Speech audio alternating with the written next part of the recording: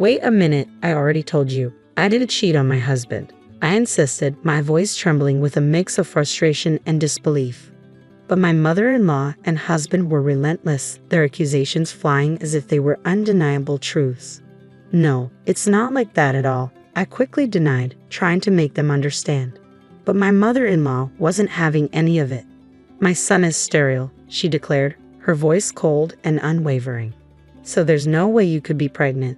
If we got a medical certificate, it would prove your affair, though we don't even need one. It's perfectly obvious.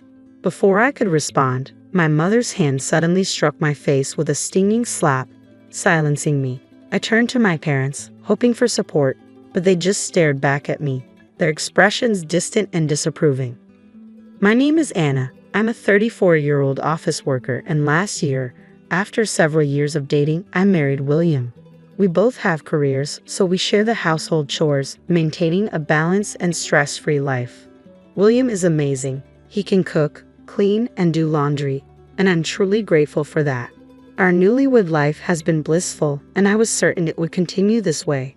From the moment we got married, I've wanted to have children. In my 20s, I was all about my career, but seeing my friends happily raising their kids made me long for one of my own. But now, as I approach my mid-30s, conceiving has proven difficult. Though our marriage has been full of happiness, there have been moments of deep discouragement. Still, I held on to hope that we'd one day be blessed with a baby. Then, one morning, I woke up feeling nauseous. Could it be? I grabbed a test kit, my heart racing, and when the results showed positive, I was in shock. Could I really be pregnant? Shaken but hopeful, I called in late to work and rushed to the hospital. Yes, you're definitely pregnant, the doctor confirmed with a warm smile. I can hear the baby's heartbeat. Are you sure? I asked, barely able to believe it. Absolutely. You're in your 3rd month. Congratulations. You should get your maternity handbook too.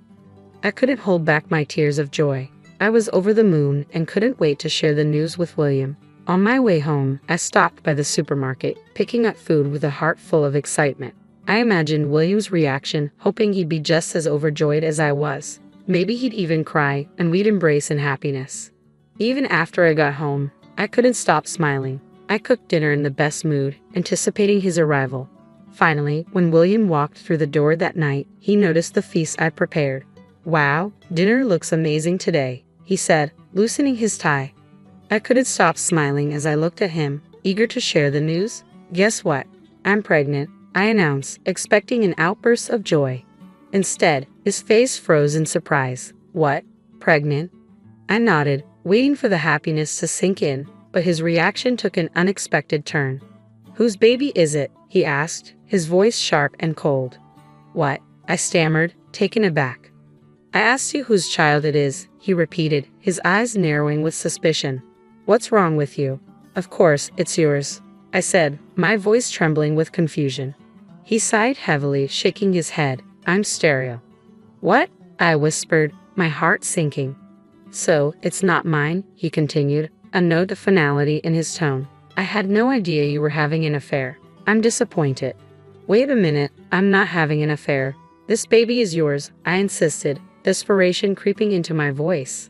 But he wouldn't listen. Just give me some time. I'm going back to my parents' house, he said, turning away. He left without even touching the meal I had prepared, and the door closed behind him with a sense of finality. A few days later, my husband called my parents, saying he wanted to talk with them. I begged him to discuss it with me alone first, but he ignored my pleas. So we agreed to meet at my parents' house the coming Saturday. The anxiety gnawed at me, and I couldn't sleep, my mind racing with dread over what was to come. I struggled to explain the situation to my parents, and when my in-laws arrived, my mother couldn't hold back any longer. What's going on? She asked, her voice laced with concern. My mother-in-law responded with icy detachment. What? You mean your daughter hasn't told you anything? I heard she's pregnant, but it's not my son's.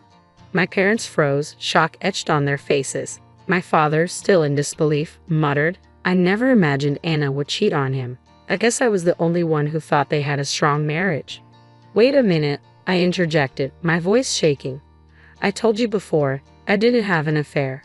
But my mother-in-law and husband had already made up their minds, assuming I was at fault without question. No, my mother-in-law continued, her tone accusatory. My son is sterile, so there's no way she could be pregnant. A medical certificate would prove the affair. But we don't even need that. It's obvious. As I tried to defend myself, my mother suddenly slapped me, the sting of her hand leaving me speechless. I turned to my parents, hoping for some semblance of support, but they both stared at me with cold, unfeeling eyes. My husband and mother-in-law exchanged smug looks, their expressions filled with disdain. Well, you deserve that slap, my mother-in-law sneered. You committed adultery and never even had the decency to apologize. To my horror, my mother bowed her head and quietly said, I'm sorry, as if accepting their version of the story without question. I apologize, I said, my voice trembling. Come on, you two. Apologize quickly, my mother urged, her tone sharp. My father followed suit, bowing his head to my mother-in-law and husband. I'm sorry for all the trouble my daughter has caused, he said, grabbing my head and forcing me to bow in submission. I brushed my father's hand away, desperate to make them listen. Please just hear me out for a minute, I pleaded, but they refused, their anger only growing. You've brought shame upon this family, my father shouted in front of my mother-in-law and husband. You're no daughter of mine. My mother-in-law and husband exchanged smug looks, their laughter ringing in my ears. Oh my, they disowned you, my mother-in-law sneered. Well, you got what you deserved. Just then, the living room door creaked open, and my sister walked in, her face a mask of concern.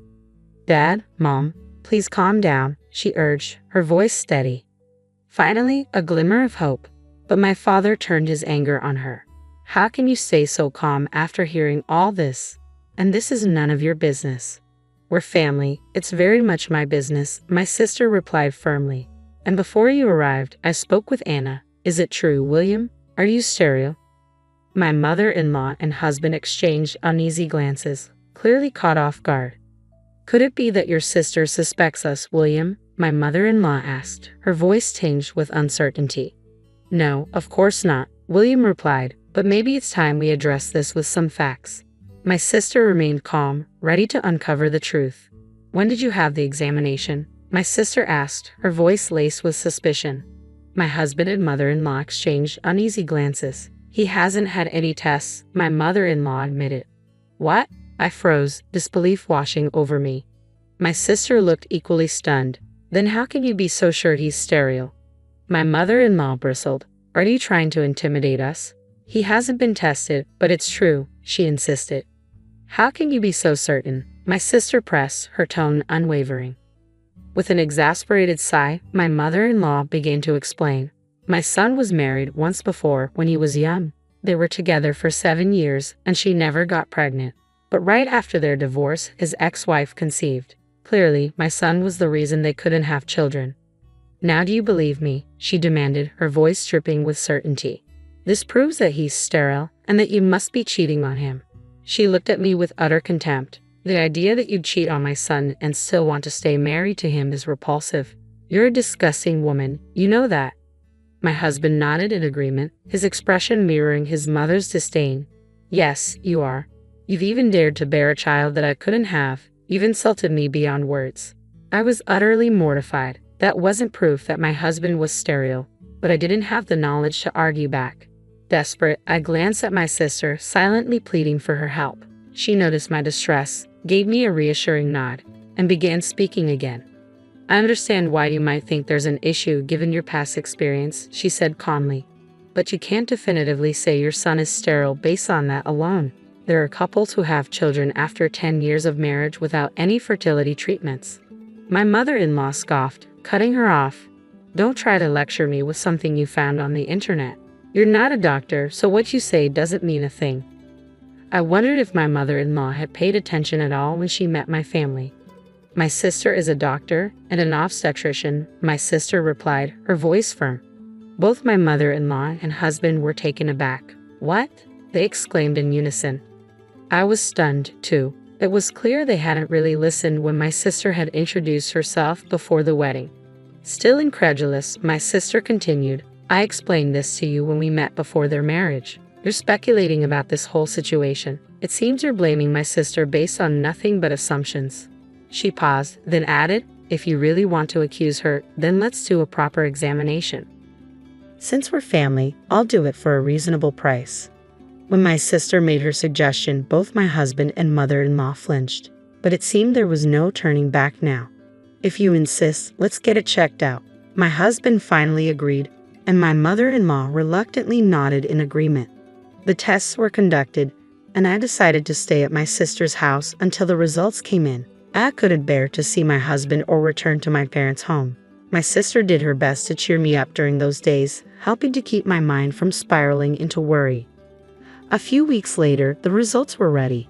We gathered at my parents' house to review them together. The tests confirmed that there was nothing wrong with my husband. My mother-in-law's face turned pale, and my husband looked genuinely surprised. "Anna, I'm sorry," he said, "but I'm glad to know that there's nothing wrong with me and that I can prove the child is mine." He said it so matter-of-factly that I was left speechless.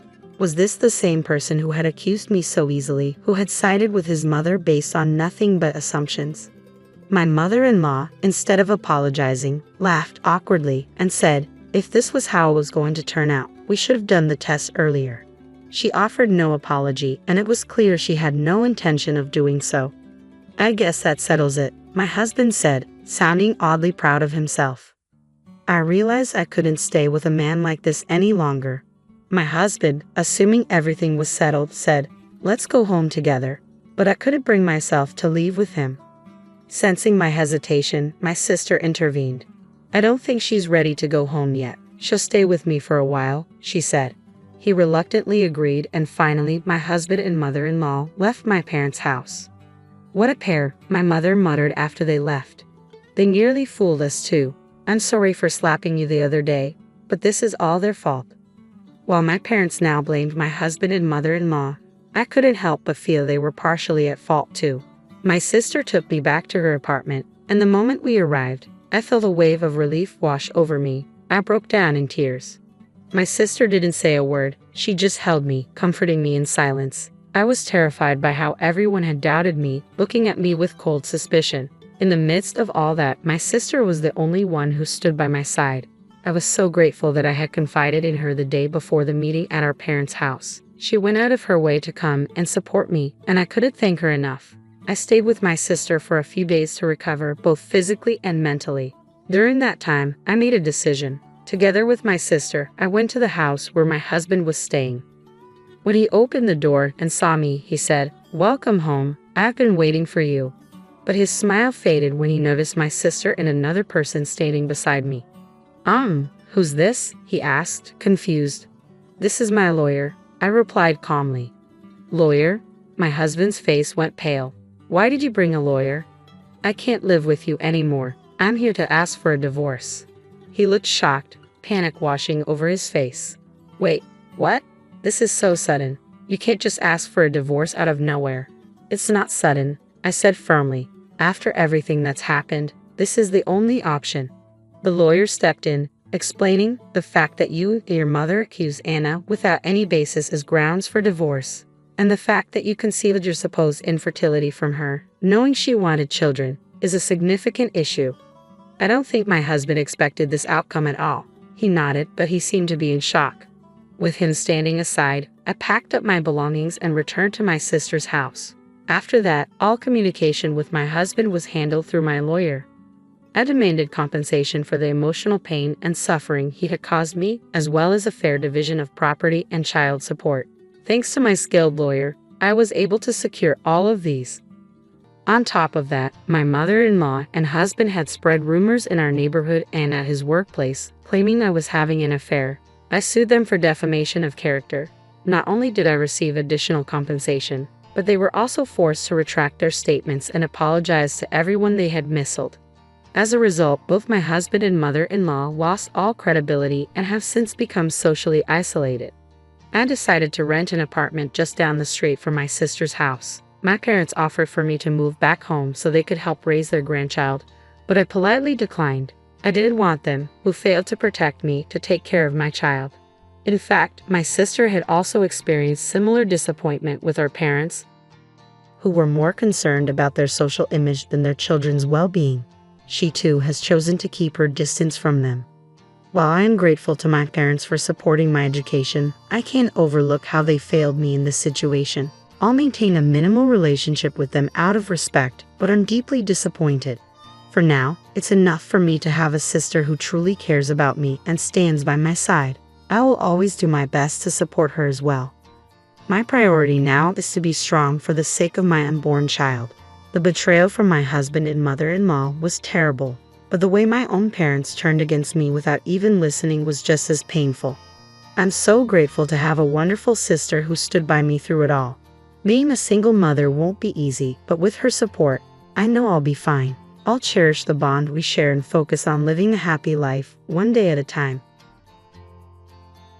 Once my son is gone, you'll be going back to your parents' place, right? We'll live in this house then. My dear husband had suddenly passed away.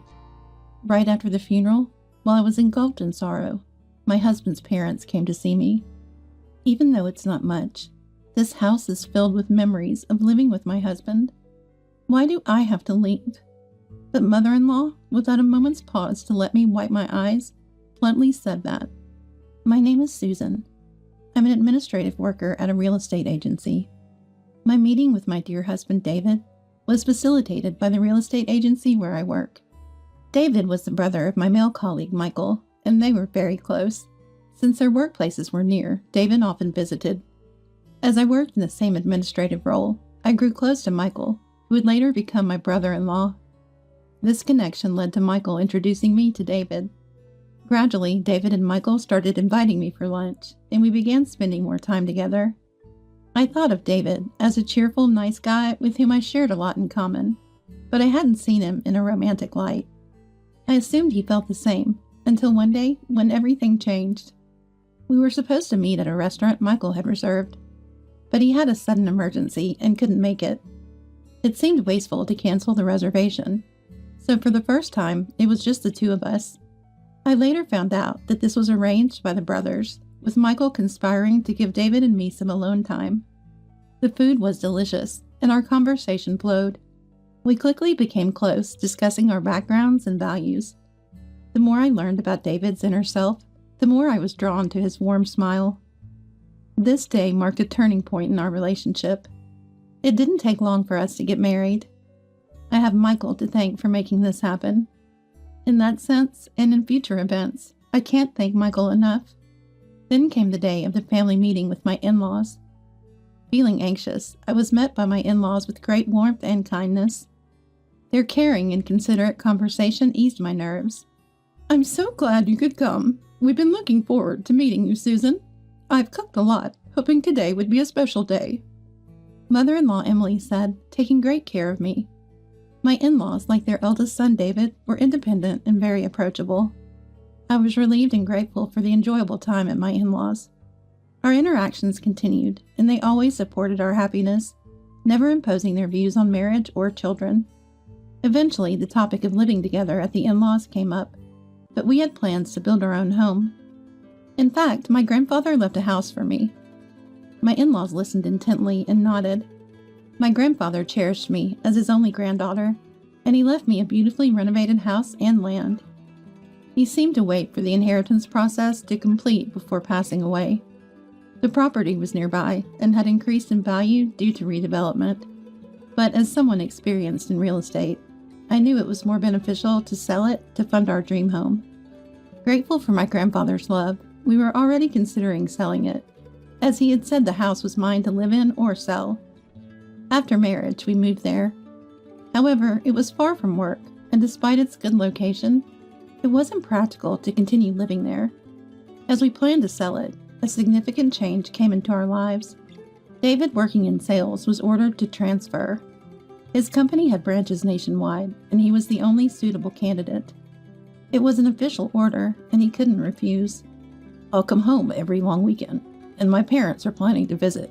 Could you take them out? It's okay if you don't overexert yourself. Father-in-law Brian and Emily are very nice. I don't mind going out with them, but it looks like we'll have to postpone selling the house. With my job to consider, David's assignment to work alone was decided. It was sudden, but I had to endure the loneliness and worry waiting for the day we could live together again. As David said, on the days off, My in-laws, especially Emily, would frequently come to visit. Emily, who had endured loneliness many times while raising young children when Brian was away on business trips, shared her experiences with me. "You can still create family memories even without children. How about going out with me? Shopping might cheer you up. Let's go, Susan." Thanks to Emily, I didn't feel lonely. My weekends were even busier. However, I started to notice something troubling. Almost every day off, Emily would insist on going out. It was nice, but after a month, Emily's invitations became more forceful, regardless of my fatigue or household chores. I was hoping to rest this week. When I said that, Emily frowned as if I was being selfish. "But it's fun to go out together, isn't it? Or do you dislike going out with me?" No, it's not that. But you've been taking me out every week. Don't you need a break, Emily?" Emily looked sad. Even as I tried to clear up the misunderstanding, Emily wouldn't listen. I agreed reluctantly, and Emily smiled, acting as if she never insisted. My suspicions about Emily's behavior grew. The places she insisted on going were increasingly expensive. Shopping at brand stores and eating at upscale restaurants, and the bills fell on me. Emily often left the store first, leaving me no choice but to pay. There was never a thank you or a promise to pay me back later. Sure, I have a house and a good salary, so savings weren't an issue. But David and I had always been frugal, so Emily's extravagance felt odd. Even when both in-laws were there, it was the same.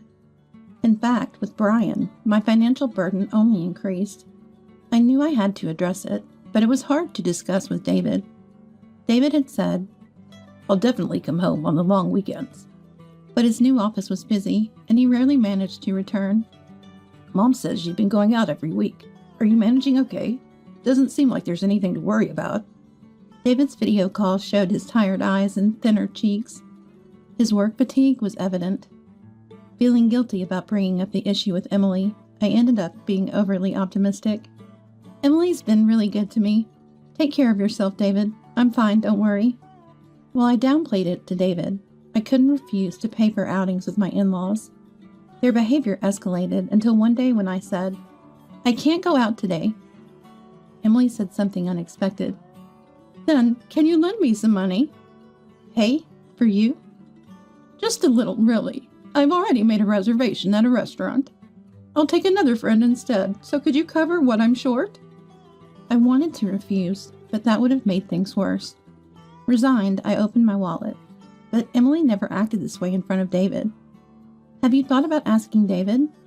When I hinted this to Emily, "That's shameful to tell David." Her response shocked me. It was clear she felt it was okay to ask me, not David. I gave up on Emily as her demands for money became routine. At least giving her some pocket money, she stopped dragging me out. I knew it was a big problem, but my attempts to communicate with Emily were exhausting. Her behavior became more bizarre. She'd show up unannounced, inspecting the inside and outside of the house, making me feel like my privacy was invaded. "Is this from your grandfather, Susan? This furniture? It's wonderful you can afford such luxury." Some furniture were antiques my grandfather liked. Emily seemed to enjoy them, admiring them as if they were her own. This is mine and David's home. I finally started to consider confiding about Emily's actions. David might be surprised, but how I wish we could find a way to deal with Emily together. Emily's actions are far from pleasant. Even as in-laws, it's an invasion of privacy. However, around the same time, the duration of David's assignment was determined. Just a little longer to bear it, and when David returns, the in-laws asking for money would likely end. A glimmer of hope sprouted in my heart. David was working hard every day, so I just needed to be patient a little longer. But as I eagerly awaited David's return, things took an unexpected turn. "What? David collapsed? And he's in the hospital?" I was stunned. The call came from a colleague at his new location, and I hurried to the hospital. Perhaps due to overwork, David suddenly suffered a heart attack. Though rushed to the hospital by ambulance, it was too late. My kind, healthy David passed away from an unforeseen attack. I couldn't grasp the reality as I faced his funeral. I don't remember much, overwhelmed by grief. Michael rushed over, taking care of most things. I'm sorry, Michael. Even though you lost David too, you're helping so much. It's David's funeral. Of course I should help. How about the land? Is the house ready? We talked while cleaning up after the funeral. I nodded and said, everything's perfect. Then a few days after David's funeral, my in-laws came to the house. But it was clear they weren't there to console me. It's a shame about David, but we're here for you, don't worry. Emily's face had a strangely unpleasant smile. To my astonishment, she had arranged a truck, packed to the brim with furniture and belongings from her house. I was too shocked and confused to speak. This looked like a move. Emily and her husband were planning to move in without discussing it with me? Why were they doing this? But the answer was clear. Are you after my land? I voiced my concern amidst the confusion. Emily showed a cold smile. The land value has soared. We've been eyeing this house for a long time. In fact, Susan, it's thanks to this inheritance you married David. We allowed the marriage because you inherited it. I was overwhelmed with despair, lost for words. Emily, you mean you're moving in with me? Excuse me? What nonsense are you talking about? I asked in confusion, and Emily got angry. David's death was unexpected, but even if it hadn't happened, Emily intended to take this house. My in-laws were trying to replace me as the landowner. They assumed I'd leave the house because David was gone. Now that David is gone, you'll go back to your parents, right? It'd be sad to leave this house empty, so we'll live here. That's why I'm telling you not to worry. Emily's smile twisted in distortion. While feeling fear, I pointed out Emily's mistake. But the house is already sold. I restrained my laughter at Emily's misunderstanding, but couldn't hide my unpleasant smile. Emily, in turn, huh? Froze. Just then, a different moving company's truck arrived. Sorry, we're here to deliver to this house. A burly mover came down, speaking to us due to the confusion of another truck being present. Emily's movers also came down. Realizing something was amiss due to the arrival of the other truck, they looked bewildered. Both in-laws were flustered and incoherent. Arguing with everyone wouldn't resolve anything. Seeing my in-laws in panic, I began to regain my composure. Then I promptly gave instructions to move the truck. This house has already been sold, and the contract finalized. A new family is moving in, so you can't bring their belongings into someone else's house, right? As the movers were astonished, a luxurious car pulled up. Out came a wealthy-looking couple and their children. In fact, the land was no longer mine. They were the new owners. My in-laws were increasingly confused, unable to comprehend what was happening. Please move the truck quickly. The new occupants can't start their work. Somehow, I managed to get Emily's truck moved, and the movers immediately began their work, efficiently transporting brand new furniture according to the planned procedure. Emily and her husband, unable to accept this, started to persistently pester me at the entrance. The occupants, realizing the situation, took their family back to the car and then came over to confront us. Who are you? We bought this house. Please let the truck go soon. I hadn't expected my in-laws to visit, so I apologized repeatedly to reassure the new owners. But Emily and her husband didn't leave. They pushed past us and barged into the house. Of course, the house had completely changed from what they knew. None of the furniture my husband and I used was left. Emily was shocked at the sight and started to make a scene. What's this? The house is empty. The antique furniture, the lighting? I love those. What's going on? Emily was infuriated, unable to understand what was happening. The occupant finally snapped. I'll call the police. Frustrated, Brian quickly grabbed Emily and retreated. Once away from the scene, the heated Emily quieted down somewhat. First, I apologized to the occupants. There could still be future problems, they warned. So I provided them with my in-laws' names and addresses to somehow resolve the situation. Feeling a deep sense of exhaustion, I still had things to explain to my in-laws. I went back to them and calmly explained that the move had been completed just days before David's death. The plan was always to sell the house along with the land. It was the original plan, though it had been paused due to David's solo assignment. The smooth progression of the plan was due to a certain background. It was Michael who encouraged our decision. Confused by my in-laws' change, especially their demand for money, I didn't want to worry David and couldn't consult him, leading to days of despondency.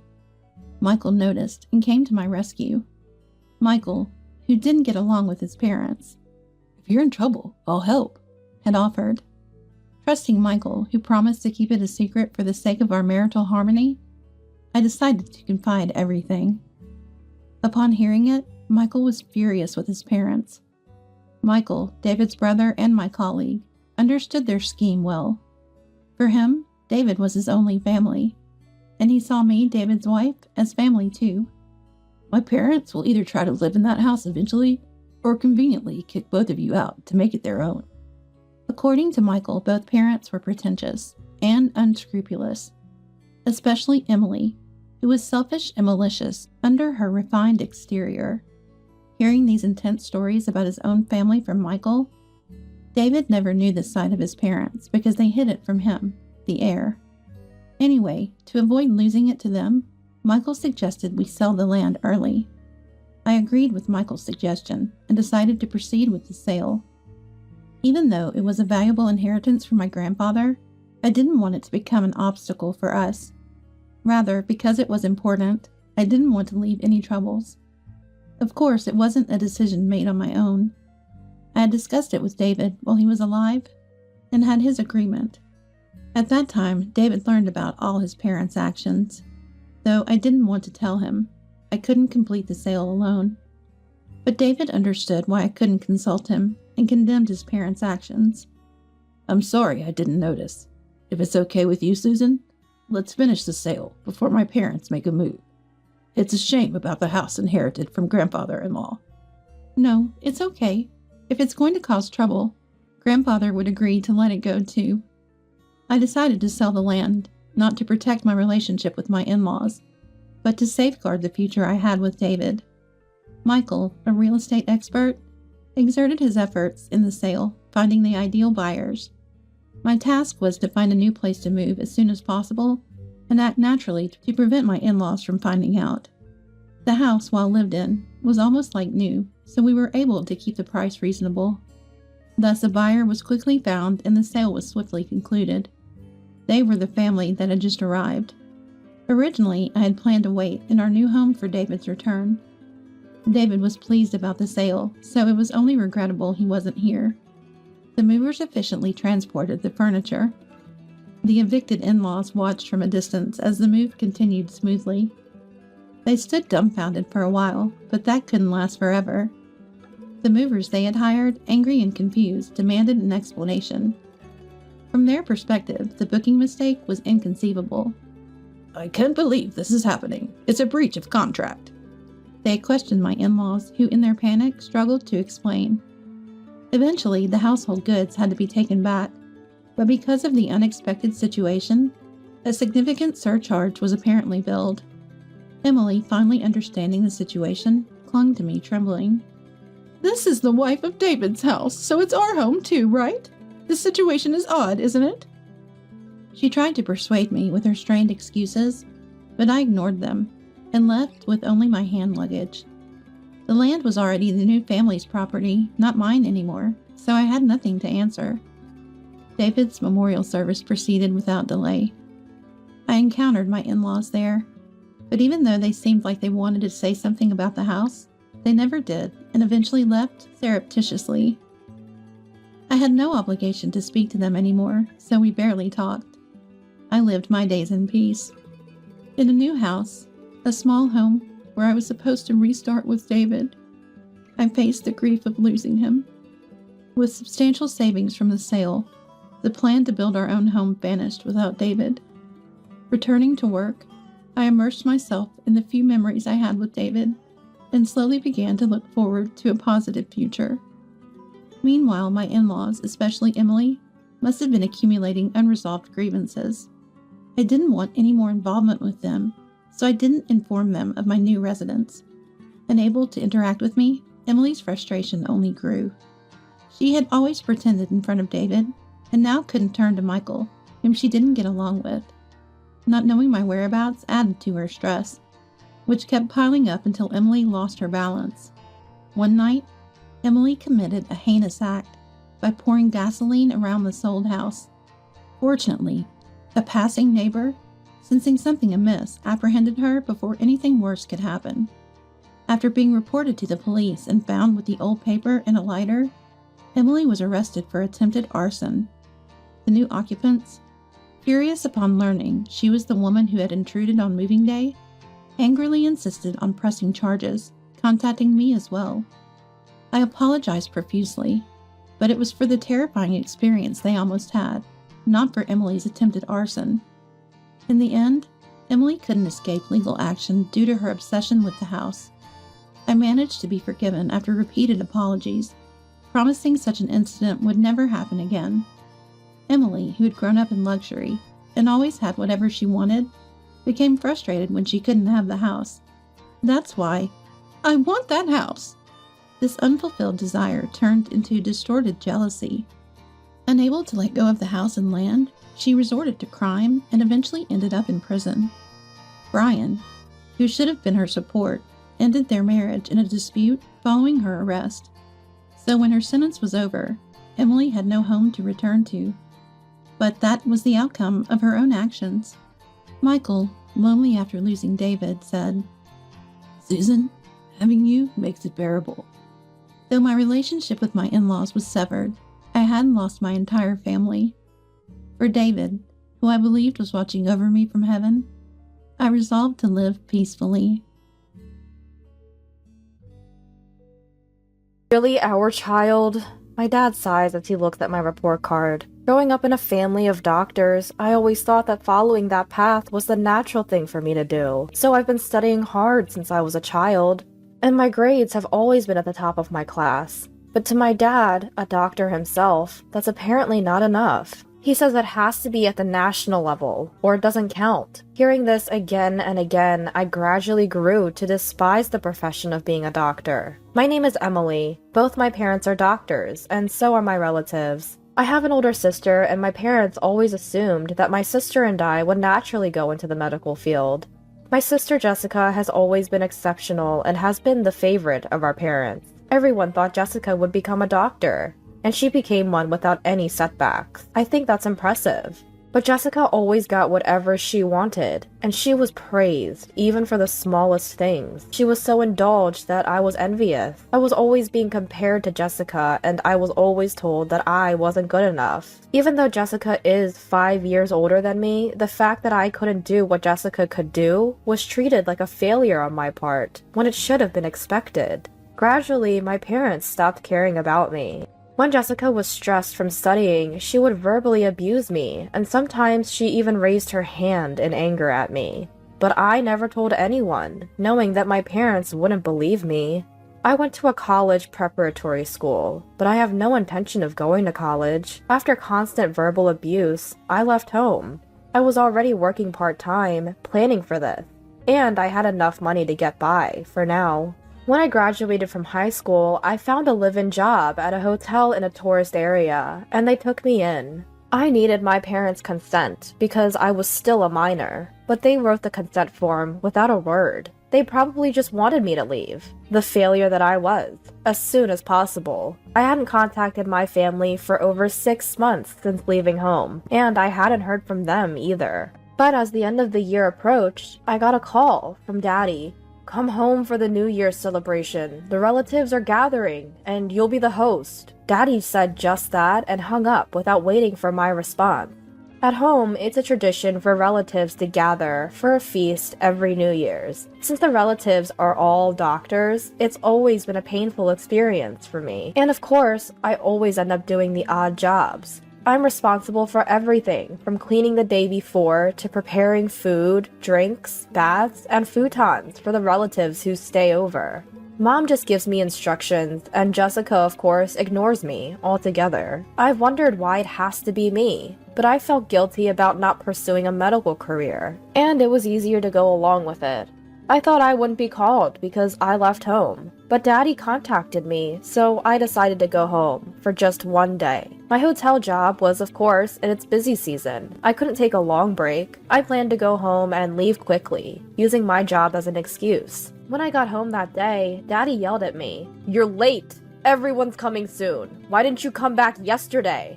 But I'm busy at work this time of year, so it was hard to take even a day off. Stop making excuses. Hurry up and get ready. He wouldn't listen to me at all. Sighing, I entered the house where Mom was waiting. There was no feeling of relief coming back home. I just cleaned, cooked, and prepared drinks, as Mom told me to. As the relatives gathered and the party started, I was out of the loop, as usual, but that was more comfortable for me. Complaints about the hospital or gossip about patients, it was nothing but bad-mouthing others. I even thought that becoming a doctor made everyone talk bad about someone. For me, it was not a fun space at all. But Jessica seemed to enjoy mingling, looking down on other doctors and patients, making fun of them. As I carried drinks, Christopher approached me. "So, Emily, being a doctor was impossible for you, huh?" He said with a smirk, and I felt disgusted. I wanted to say that I hadn't failed to become a doctor, I just didn't want to. I don't want to be someone who can't live without demeaning others like you. I swallowed the words that almost came out, because it would only drain my energy to say them. Night came and I fled from my family home. My parents complained about how the cleaning would be done, who would entertain tomorrow. But I didn't care. I have to work early tomorrow. Without even bringing a change of clothes, I just said that and quickly boarded the bus home. That was the only contact from my family for a year. When it came, I thought, not again. Every year, I took a day off, went home, and immediately returned. It wasn't that I didn't find it bothersome, but it was only one day a year. I lived at home until I graduated from high school, and they even paid for my college preparatory school, despite not going to college. So I figured it wouldn't hurt to show my face at home that much. 7 years have passed since then, and I'm now 25. I still visit home once a year, unchanged. It's that time of year again. I should be hearing from Daddy soon. Just as I started thinking that, the phone rang. I assumed it was Daddy, but when I looked at the screen, an unexpected name was displayed. I pressed the call button. Jessica? I hardly ever get a call from Jessica. I picked up the phone fearfully, thinking something might have happened to my parents, but contrary to my fears, Jessica was in high spirit. "Hey, you know the young CEO at your workplace? He's been on TV a lot lately, hasn't he?" she said with an excited voice. This attitude from Jessica was a first. I was confused and a bit scared. He has opened a few new hotels, so he has had more opportunities to be on TV. As I said that, Jessica happily replied, "Introduce me to him! I fell in love with him when I saw him on TV the other day. Plus, he's a young master, right?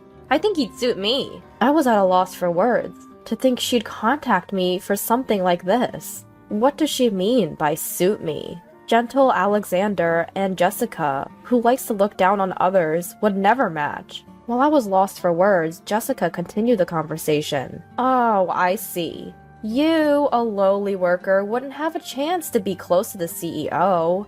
Maybe you've never even met him. Even if you have, a plain woman like you wouldn't stay in his memory." Even though I didn't respond, Jessica kept talking, satisfying herself. I tried to interrupt, but Jessica's momentum was unstoppable. "That's right. Do you know when the CEO will come to your place? I'll stay over that day. If I can meet him face to face, he's mine. He won't resist a beauty like me. So make a reservation and let me know. Of course, since I'm going out of my way to stay over, you'll have to cover the lodging costs." I was speechless. "But Jessica, aren't you having arranged meetings for marriage?" In our family, it's customary to be married by 30, and many go through arranged meetings. I thought Jessica had done that already. But what does this mean? Arranged meetings? There's no one decent. The other day, it was a 35-year-old guy. Introduced me to someone who matches me. I was disheartened by hearing that. So Jessica looks down on even her arranged meeting partners. That doesn't mean I have to introduce her to Alexander. I told her it was impossible, and hung up the phone. A month later, on New Year's Day, I went back home for just one day. I planned to entertain my relatives as usual, and then leave quickly. But this year, my relatives were unusually intrusive. "You work at a hotel, don't you, Emily? I can't believe you can keep up such a low-end job," Christopher said, followed by Mom saying, "Indeed, we're impressed you can do a job that's not as essential as ours." Even Daddy chimed in, I'm glad you left the house early. Now I don't have to hear from the neighbors about what you're doing. I'm sorry I'm such an embarrassment. I knew they felt that way, but hearing it all at once was indeed sad. As I was disheartened, Jessica said, laughing, "You don't have any redeeming qualities, so you'll be alone forever, right? What will you do?" Her words made my sadness disappear. I wanted to give it right back to her. I had finally released the emotions I'd been holding back against Jessica. "Jessica, you're 30, aren't you? You're 5 years older than me. What are you going to do? If you keep having such high expectations, you'll be left behind." I blurted out those words, and Daddy was furious. "How dare you say that about Jessica? Apologize, now!" My parents were always on Jessica's side. Jessica was their only darling. If that's the case, I wish they would live as a family of 3, forever. I sighed, ignoring Daddy's rage. That seemed to make Daddy even angrier. "What's with that attitude? Who do you think raised you this far?" Mom was nodding beside Daddy. The relatives were the same. It was the consensus of all the relatives. I felt completely fed up with that thought. But before I could open my mouth, Daddy yelled, "You, a failure like you, are ashamed of our family. Get out, now!" The expression on his face was clearly mocking me. I took a deep breath and opened my mouth. "I won't be coming here anymore after this year." I said that, picked up my belongings, and headed for the entrance. "Thank you for everything, up to now." Then I heard the sound of a car outside. When I opened the door with my shoes on, a luxury car was parked there. My parents and Jessica had noticed the car's sound and came out. A man was getting out of the driver's seat. Jessica was the first to recognize the person. "You, President?"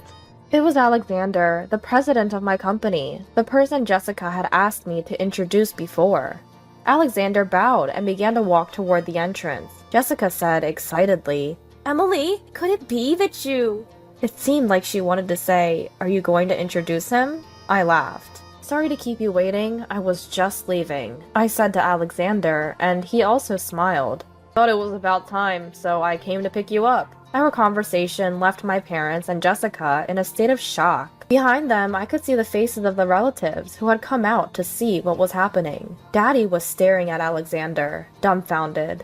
Alexander walked up to Daddy. I apologized for my late greeting. Following that, I leaned close to Alexander and said, "He's my fiancé. We're getting married next month." "Huh?" Was that Jessica's voice, my parents' voice, or both? I said with a laugh. "But I have no intention of inviting you to the wedding. I have no lingering attachment to this house, so I don't think I'll be coming back. It seems this wasn't the place for me to return to, after all." After Alexander proposed to me, he said he wanted to greet my parents, so I explained my situation up until now. Everyone noticed the problem in my family due to my reluctance to go home, and they understood once they heard about the bad reputation of the hospital. Jessica had spoken about it too, so Alexander decided to come and pick me up. Ignoring my stunned family, I continued. "Speaking of which, there's a new hotel opening near Daddy's hospital. I'm involved in the project, and when I was doing the local research, I found out that Daddy's place has been involved in multiple medical malpractice and scandals. Is that right?" Daddy's face changed color at this. "You're not involved in this, are you, Daddy?" The local people were so shocked by the bad reputation. "Jessica works there too. Are you sure it's okay?" According to the locals, the reputation of Daddy and Jessica is the worst. I was shocked to hear from the locals. Like father, like daughter, referring to Daddy and Jessica. At that time, I also heard that Daddy and Jessica were causing scandals, and I felt somewhat responsible for it. That's why I'm excited to make the hotel business a success and please the locals. In contrast, Daddy and Jessica looked pale. Since I had told my fiancé Alexander everything, he simply opened the passenger door without any unnecessary interruption. I met Alexander right after leaving home. Under the previous president's policy, Alexander, the next president, was working in the field, and we became close friends. I heard later that he fell in love with me at first sight. Unlike before, where I was constantly denied, the more I worked hard, the more I was appreciated. I worked hard because I enjoyed it. He seemed to like that attitude too. Alexander took over as president after the previous one fell ill and proposed to me about 6 months ago. His words asking for my support resonated with me. Since accepting the proposal, I've been learning various things, focusing on business studies. I realized that I don't hate studying, but rather enjoy gaining various knowledge. What I hated was studying only to become a doctor. When I find something fun, I tend to look into it, and the more knowledge I gain, the more I want to do. As I was about to get into the car, Daddy yelled, "Hey, Emily, what's going on?" But I smiled and said, "I'm no longer a daughter of this house. Goodbye." Leaving my confused family behind, the car quietly drove off. Later, the new hotel opened successfully, and I was busy working on site from the first day when it was fully booked.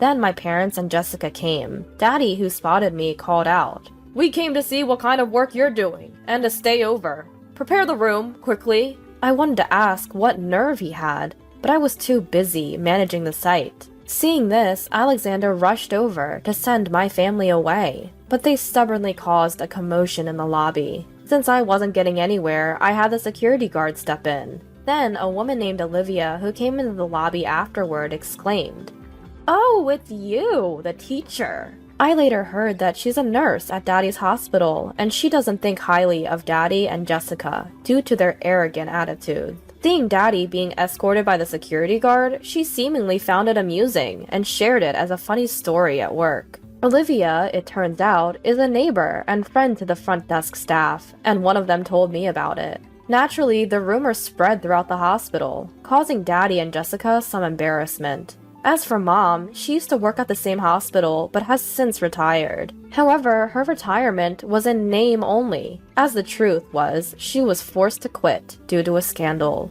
I accidentally heard Olivia slip this information. I had another job to attend to and was at a different hotel when my parents and Jessica came to the hotel again. Frustrated at their audacity, I had no hesitation in calling the police, and they were taken away for obstruction of business. Because of Daddy and Jessica's past behavior, the rumor quickly spread in the hospital. The hospital, already struggling financially, was apparently forced to shut down. Passing by my family's home a little while later, I saw it was vacant. They must have sold it out of financial desperation.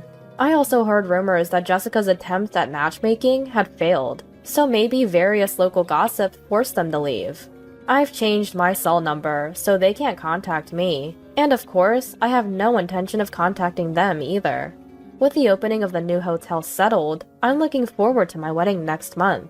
With wonderful Alexander by my side, both my work and personal life are looking brighter than ever.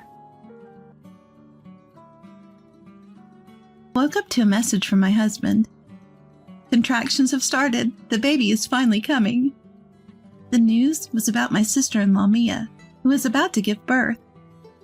I don't usually interact much with Mia, but the thought of my soon-to-be niece filled me with excitement. I called my husband, full of anticipation.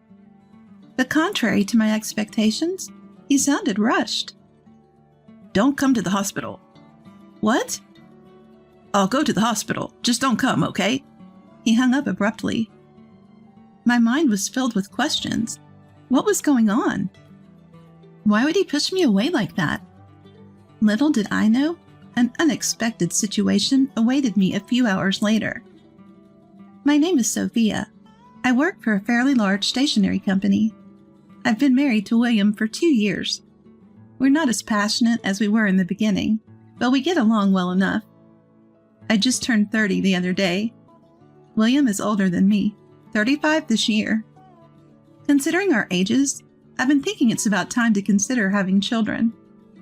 One day, William went to a barbecue with a colleague. I was home alone when the doorbell rang. I opened the door to find my mother-in-law, Lily. "Lily?"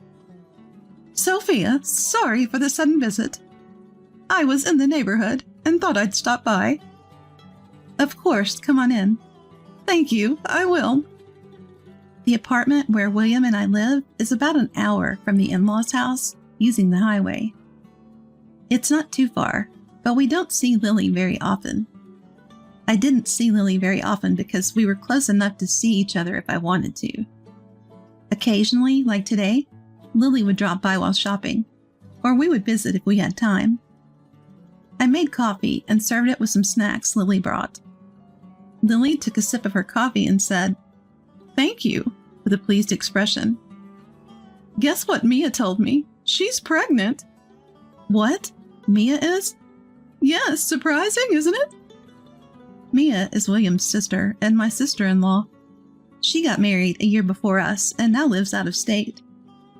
Whenever we meet at family gatherings, Mia always greets me warmly. I find her to be a lovely sister, even if she's my sister-in-law. Especially lately, as I've been thinking about having children, Mia's pregnancy feels even more relatable. I have no feelings of jealousy, just pure happiness for her. Mia and her husband have been married for 3 years now. The timing seems right, doesn't it? Lily nodded at my words. Absolutely. They've enjoyed their time as a couple, and now it's time for a child. I remember going through that phase too. I've been thinking about kids as well. I mean, I'm already 30. Don't worry about it. Having kids in your 30s is not uncommon these days. Just go at your own pace. Lily, thank you.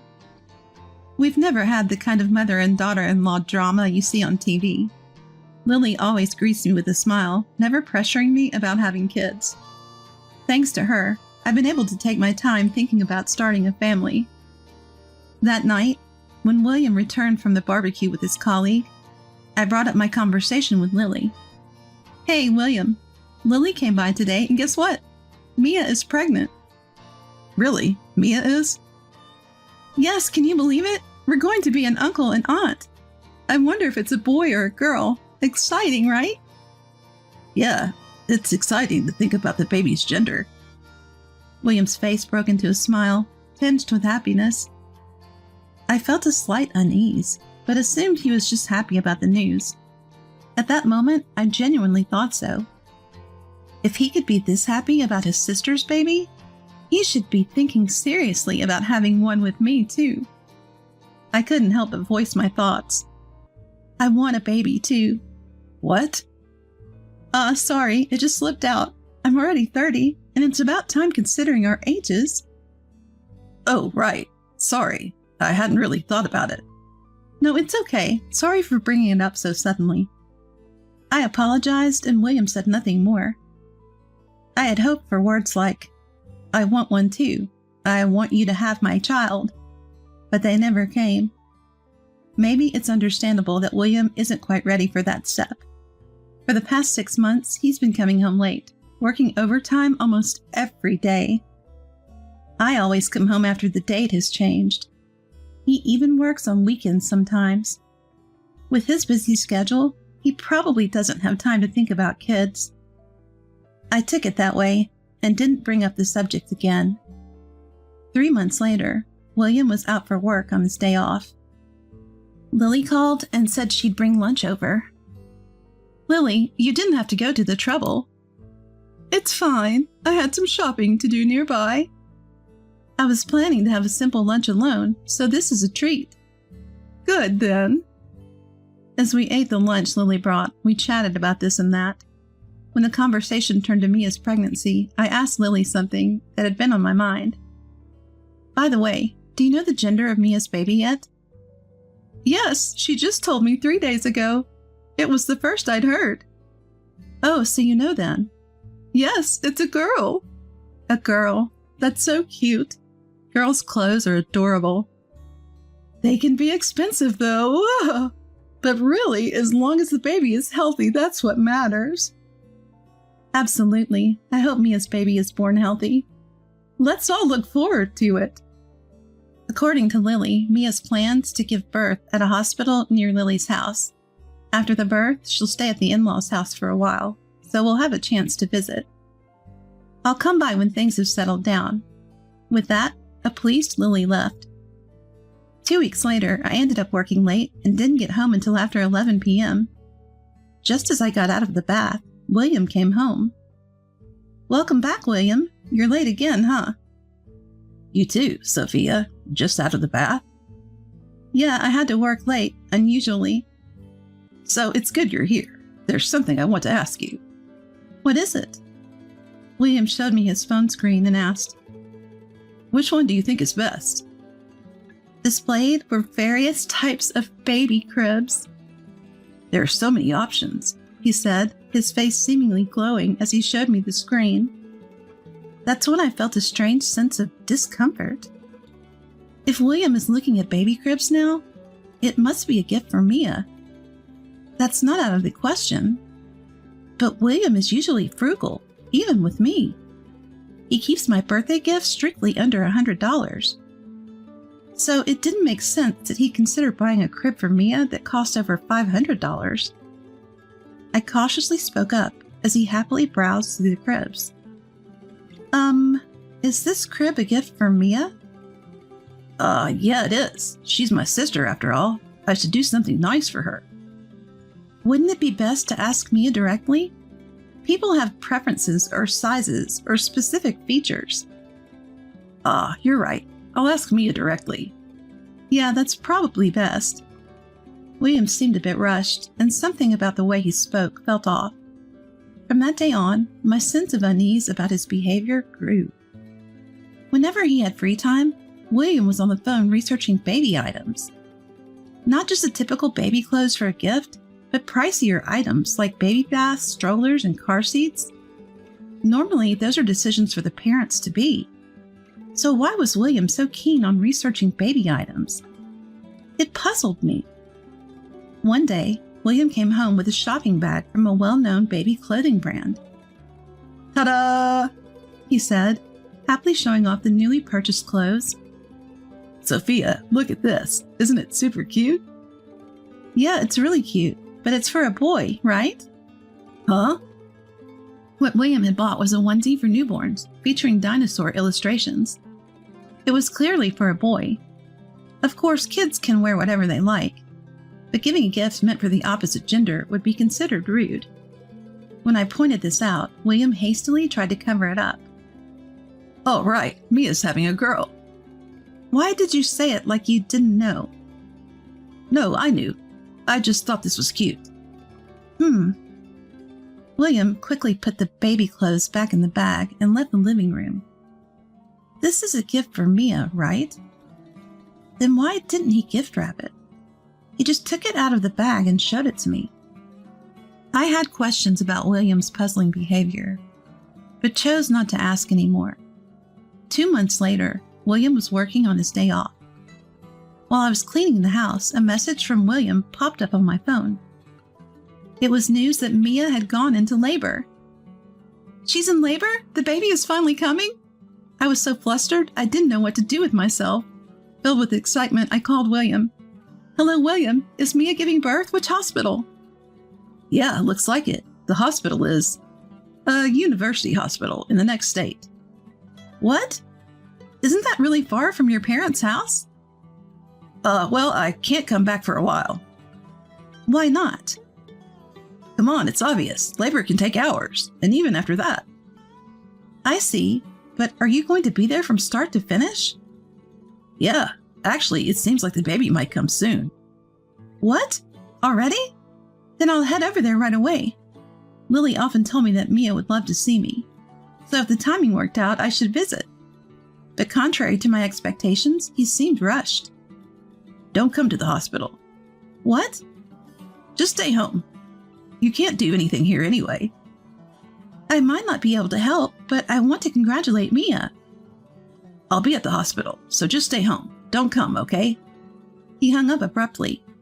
My mind was filled with questions. What's going on? Why did he have to refuse like that? I waited for a few hours, but there was no news of the baby being born. Curious, I decided to call Lily. Lily sounded as calm as ever. Lily, how's Mia doing right now? Huh? Mia? She just went for a walk. A walk during labor? Oh! Lily laughed at my words. Then she told me something unexpected. No, Sophia, the labor is still a ways off. What? The due date is next month. Mia just came over last week. What? Is that true? Don't worry. I'll let you know as soon as labor starts. William too, of course. At that moment, the worst case scenario flashed through my mind. The late nights he claimed were due to overtime, the expensive baby cribs he was looking at, and, above all, lying to me about his sister going into labor on a different day. All the discomfort I'd felt suddenly connected. At the same time, a surge of anger welled up inside me. So that's what's been going on. I had believed that William, of all people, wouldn't do this. Well, now, I'm going to make his life a living hell. As I took a deep breath, Lily called my name from the other end of the phone. Sophia! I told Lily the truth. Lily, I think William is cheating on me. What? What do you mean? I can't say for sure, but he sent me this message that he's accompanying Mia in the hospital because she's in labor. What? That can't be. He also bought a onesie for a boy and showed it to me, even though Mia's baby is a girl. You're saying he might have a son with the woman he's cheating with? Probably yes. A heavy silence filled the air. Lily was the first to speak. Wait for me, Sophia. I'm coming over. What? Right now, Lily? Just wait, bye. The call ended, and an hour later, Lily and Mia arrived at my house. Mia, too? We heard William's causing a lot of trouble, so we came. I'm sorry, you're pregnant and it must be hard. Not at all. I can't give birth in peace unless we put that idiot William in his place. Mia grinned triumphantly, and Lily smiled confidently next to her. Their presence solidified my resolve. A few hours later, William came home and looked shocked to see the three of us. What? Why? His face turned pale, as if he was about to faint. Mia spoke first. Why? That's my line. I'm not in labor. Wait, no, that's... Who did you confuse me with? There's no way you could confuse that, right? Well, that's... Mia snatched William's phone and looked at the photos. There were multiple pictures of a woman who had just given birth, holding a newborn. Lily confronted William in a low voice. William, what is this? Mom. No excuses, right? If you say it's a misunderstanding, I'll call this woman right now. Please don't. I haven't told her I'm married. You! How much trouble do you have to cause people to be satisfied? William was trembling, his face ashen. I handed him the pre-prepared divorce papers. Sign this now. I'll contact you later about the alimony. Wait, Sophia. I don't intend to divorce you. Don't joke with me. You have a child with another woman, and you expect us to continue as a couple? What you've done is unforgivable. Sign the divorce papers and apologize, you scum. I was so angry, I forgot Lily and Mia were there. In the end, William signed the divorce papers in tears. With the help of Lily and Mia, I consulted a lawyer about the situation, including Harper, the woman he cheated with, and we had a proper discussion. As a result, I demanded compensation from both William and Harper. Harper, who didn't know William was married, had half of her compensation paid by William. Additionally, Harper demanded child support from William. He apparently proposed remarriage to her, but she flatly rejected him, saying, "Just pay the money, you scum. It's all his fault. All I can say is, serves you right. As for me, I still have a relationship with Lily and the others. Mia safely gave birth, and I recently gave her a baby gift.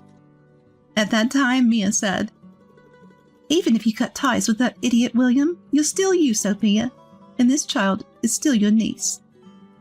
I can't express how much her kindness saved me. If Lily and Mia hadn't come that day, things wouldn't have ended so cleanly. With gratitude in my heart, I plan to slowly repay their kindness." For covering the bill, I went ahead and canceled yours.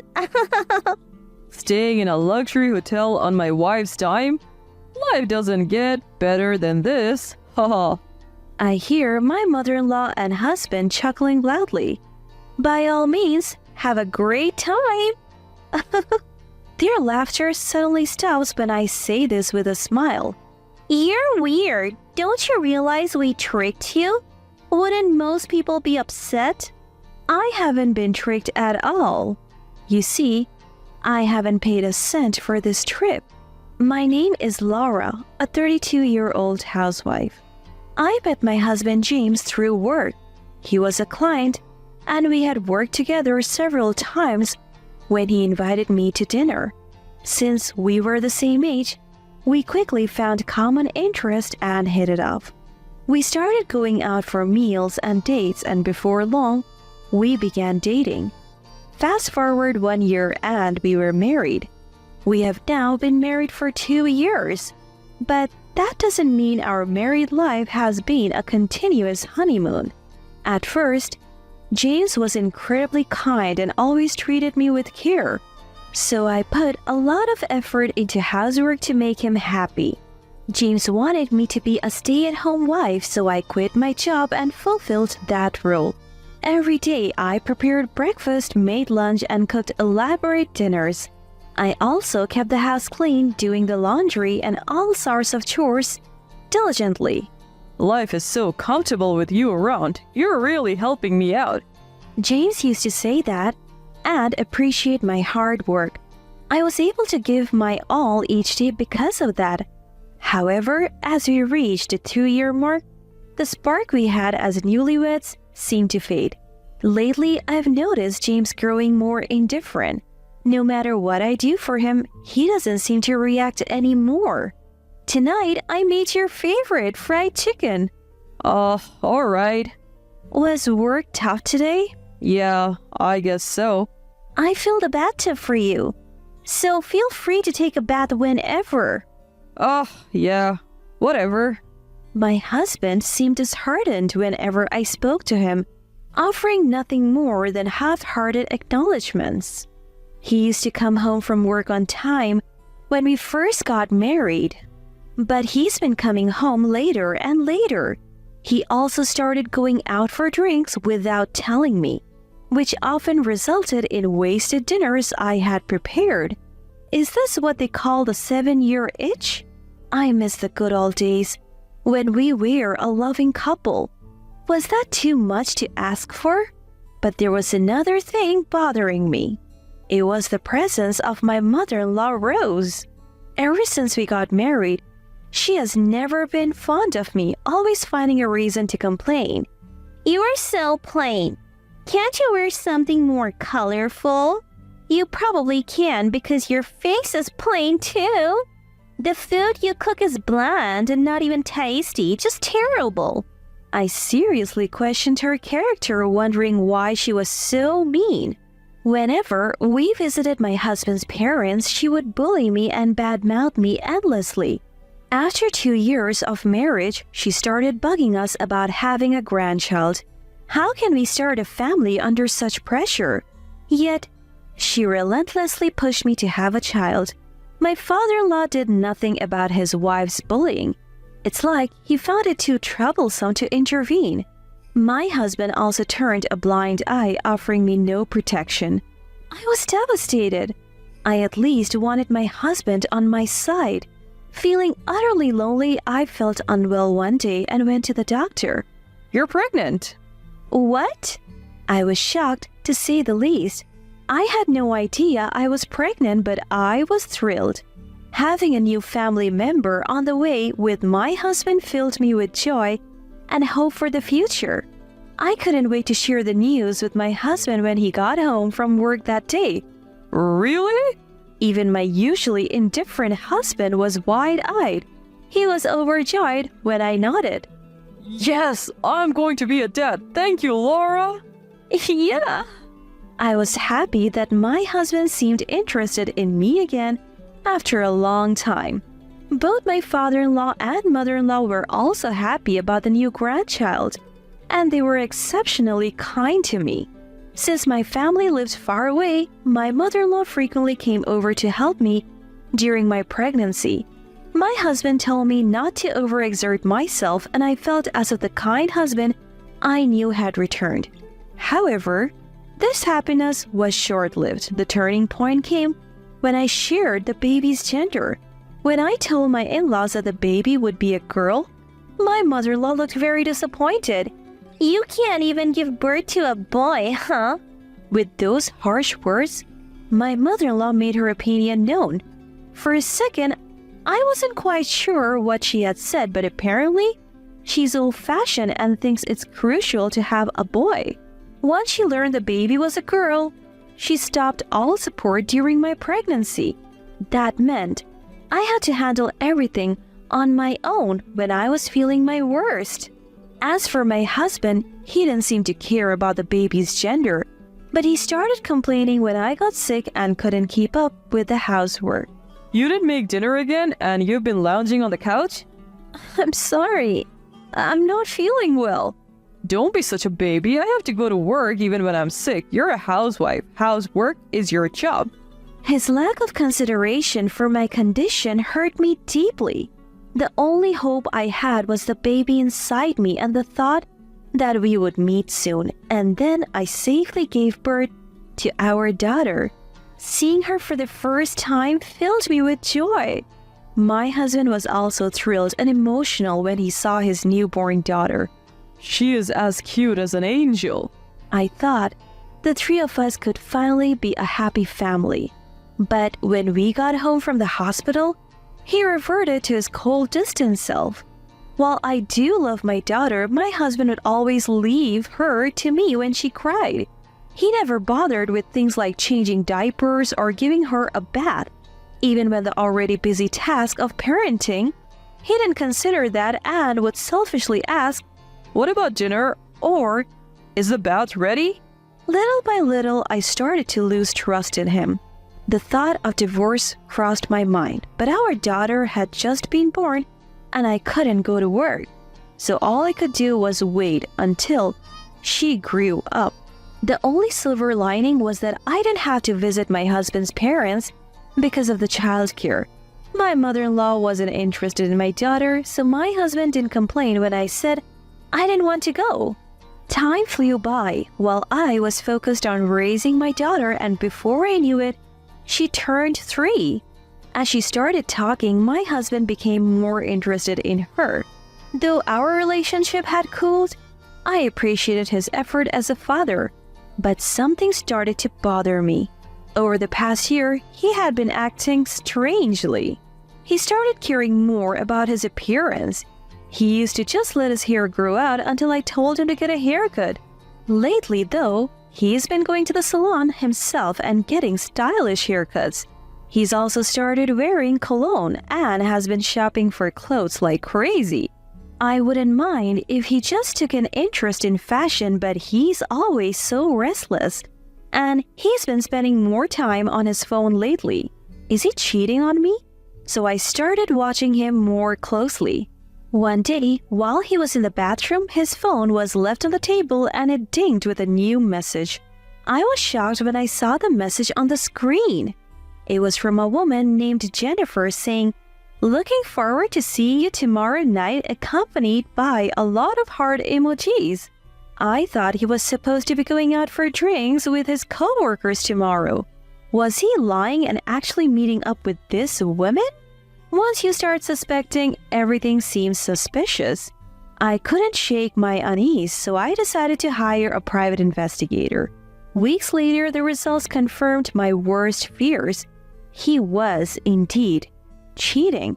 Apparently, it's a female colleague from work. No matter how strained our marriage has been, crossing that line is unforgivable. I started preparations for a divorce. I hired a lawyer and even began searching for a job to support my daughter after the divorce. Out of the blue, he proposed a family vacation. How about we take a trip for Dad's 60th birthday? Sure, have a great time. Don't be cold, you're coming too, right? What?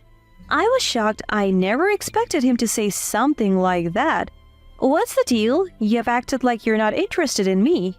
Likewise, you didn't seem interested in me either. Dad's turning 60. We should all celebrate together, so help me out here. I didn't really want to go, but when he mentioned the dates, I came up with a plan. Fine, we will leave our daughter with my sister. Thanks. Also, you can handle the hotel and flight bookings? What? I'm busy on weekdays, so I would like you to take care of it. Alright. Really appreciate it. Just put it on the credit card. I'll pay you back later. What? Apparently, there are benefits if we pay by credit card. Well, alright. I was hesitant but came up with a plan for that too. He was delighted that I agreed to handle everything. But I was delighted for a different reason. It's time for revenge for betraying me. About a month later, the day for father-in-law's 60th birthday trip arrived. I drove to the airport with my husband. There, we finally reunited with his dad and mom after a long time. A long time no see, Lara. It's been a while. You haven't changed a bit, still looking plain as ever. And Rose, you're still carrying extra weight. As I see that the expression in my husband's family goes stiff. What the heck? You can't just say that, how rude. You need to apologize to Mom. Will Rose apologize to me for calling me plain? Why would I apologize? I just stated the facts. So did I. Hey, enough! Don't insult Mom! At this point, I had nothing to lose, so I wasn't hesitant to pick a fight with my mother-in-law. Oh, could it be that you're not overweight but actually pregnant? You look about the same size as when I was pregnant. My apologies for the mistake. What's wrong with you? We haven't seen each other in ages and this is how you talk to me? And you can't even have a son? I really could care less if you call me useless, but for the record, I'm not showing like you are, Rose. I keep provoking her and my mother-in-law storms off saying, I can't stand to look at your face anymore. My husband says, Cool it. Take some time to clear your head. And walks away with his parents. With a few hours to kill before the flight, they probably went to some cafe. I was relieved to have some time to myself, so I hung out at a coffee shop. Then my husband texts me, Come to the gate soon. When I arrive, I see my mother-in-law leaning on my father-in-law. What's going on? I ask my husband. She got dizzy from being so angry at you. He says, Could you get some motion sickness pills? She might get sick on the flight. Right now? Won't we miss the flight? We're fine. I'll watch your bags. Go get it. All right. I step away suspicious. Understanding they were up to something, I moved just out of sight and then went upstairs to observe my husband and his parents from the second floor. Sure enough, my mother-in-law immediately moved away from my father-in-law and was cheerfully chatting and laughing with my husband. Faking it, huh? My husband and his parents then left my bags right there and headed for the gate. I quickly went back to collect my bags. Can't just leave them, they'll get stolen. A few minutes later, my husband called me. I answered the phone while watching them disappear through the gate. Where are you? We decided to go without you. What? It's what you get for disrespecting Mom. My mother-in-law grabs the phone. Thanks for the payment. We canceled only your ticket. Staying in a fancy hotel with your money will be so sweet. I heard my mother-in-law and husband burst into loud laughter. They probably never intended to bring me along in the first place. Well, I never planned on going either. Enjoy yourselves, alright? When I said that with a smile, their laughter suddenly stopped. You're strange. Don't you realize we tricked you? Shouldn't you be upset? No tricks here. I didn't pay a dime for this trip. What? I heard my husband's voice, probably because they had the call on speaker. What's going on? Explaining would be a hassle. So I'll tell you later. Bye. I said that and hung up the phone. Then I immediately left the airport and hit the road. I headed to the new rental condo I had secured. Boxes were already there and my sister and her husband were waiting for me. While I was at the airport with my in-laws, they had moved all my belongings for me. I was beyond grateful, especially since they also took care of my daughter. Once we started unpacking in the new place, we were done in no time. As a thank you, I took my sister and her husband to a steakhouse and we all enjoyed a nice meal. My husband kept calling, but I ignored it. The next day, he called again around noon, so I finally answered. Hey, were you lying yesterday? I enjoyed a suit in your place. Sure, why wouldn't you? It's already paid for. What? What are you saying? I changed the account where my credit card payments get drawn from to our joint account. And I moved all the money I put in there to my own account. So what does that mean? Basically, the trip was paid for with the money you put in that account. What? So I paid for it? Yes, exactly. You have got to be kidding. How much did it cost? Plane tickets and all, maybe around $5,000 for 4 adults. Why 4? Only 3 of us went on the trip. Last-minute cancellations don't get refunded, you know. My husband was speechless over the phone. Why would you do this? Do you hate me? It's not about hate, it's just a little payback for the man who cheated. What? I have evidence of your affair, just so you know. He gasped in disbelief. Prepare yourself for a divorce, alimony, and child support. You can't be serious. You brought this on yourself. From now on, we'll communicate through lawyers. I said that and hung up on him. After that, I hired a lawyer to handle various procedures. The divorce went through smoothly, and I got compensation from my husband and his affair partner. I switched the credit card payment back to my account after the travel expenses were paid. Of course, I'm also demanding child support from my husband. It seems he couldn't cover the payments with his own earnings and savings, so he borrowed money from parents-in-law. Parents-in-law also apparently drained all their savings by covering their son's debt. Now, my husband has moved back in with his parents and they seem to be living a poor life together. Serves them right. I have no intention of letting my daughter meet her ex-father, and I haven't told him where we have moved. Marrying such a terrible man is regrettable, but I'm grateful for the opportunity to have met my daughter. From now on, I plan to live happy days just with my daughter. Good morning. It seems like it's going to rain this afternoon. I'll turn on the dehumidifier to prevent any headaches. I offer flowers to the altar, recalling that smile from days past. I miss you now that you're gone, but I'm living strong. Then, now, and always. I'm Kathy, 29 years old. I've been married and living with my husband's family for 6 years now. I was raised in a household with some old-fashioned beliefs, and I had an arranged marriage as my parents wanted. My husband's family, too, has their fair share of old traditions. There's a slight departure from the common sense of the general public. However, life isn't as stifling as I thought it would be. My father-in-law, a firm head of the family, and my mother-in-law, who occasionally spouts strange things but is harmless, treated me kindly. My husband, Andy, is busy with the family business. We're not exactly a sweet couple, and I feel a bit disappointed that he isn't keen on having kids. But overall, we had a good relationship. That was until my father-in-law left this world.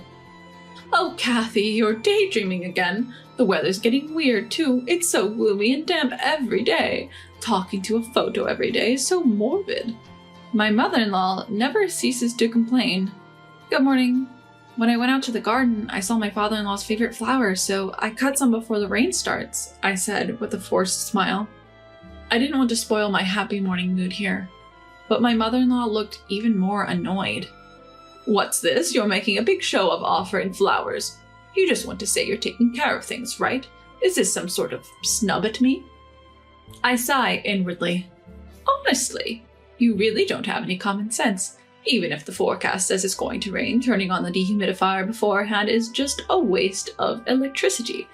Who do you think pays for that? Since my father-in-law passed away, she seems to have lost her filter. What used to be occasional nitpicking has significantly increased. At first, I thought it was a way of venting her loneliness after losing her husband, but lately she seems to be looking for me just to criticize. Andy asked me to wash and dry the shirt he's going to use for his business trip starting tomorrow. Drying it here is the fastest. But with the weather turning rainy this afternoon, it's hard to air dry clothes naturally. Blaming Andy for your inability to prepare in advance. How embarrassing for a wife as clumsy as you, to be able to claim you're a good housewife despite your mistakes. How awful. My mother-in-law's face twisted even more, but I'm not neglecting my chores. It's impossible to prepare for a sudden laundry request in advance. However, she persistently nitpicks without considering such circumstances. She said it's gloomy and damp earlier, but I feel the same way about her. She's much more troublesome than the sticky humidity. What's more, she's always exaggerating the daytime events to my husband, always painting me as the bad guy.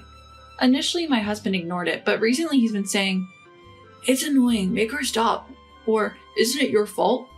and getting in a bad mood. As a result, there's no sign of my mother-in-law's criticisms or her false tattling stopping. On the contrary, they seem to be escalating. But if I confront her, her shrill voice only gets louder, reaching frequencies that echo outside the house. In the end, letting her do as she pleases and apologizing to let the storm pass was the most peaceful way to deal with it. I'm exhausted. I'm sorry, father-in-law, for showing you such a mess. My mother-in-law's face twisted even more, but I'm not neglecting my chores.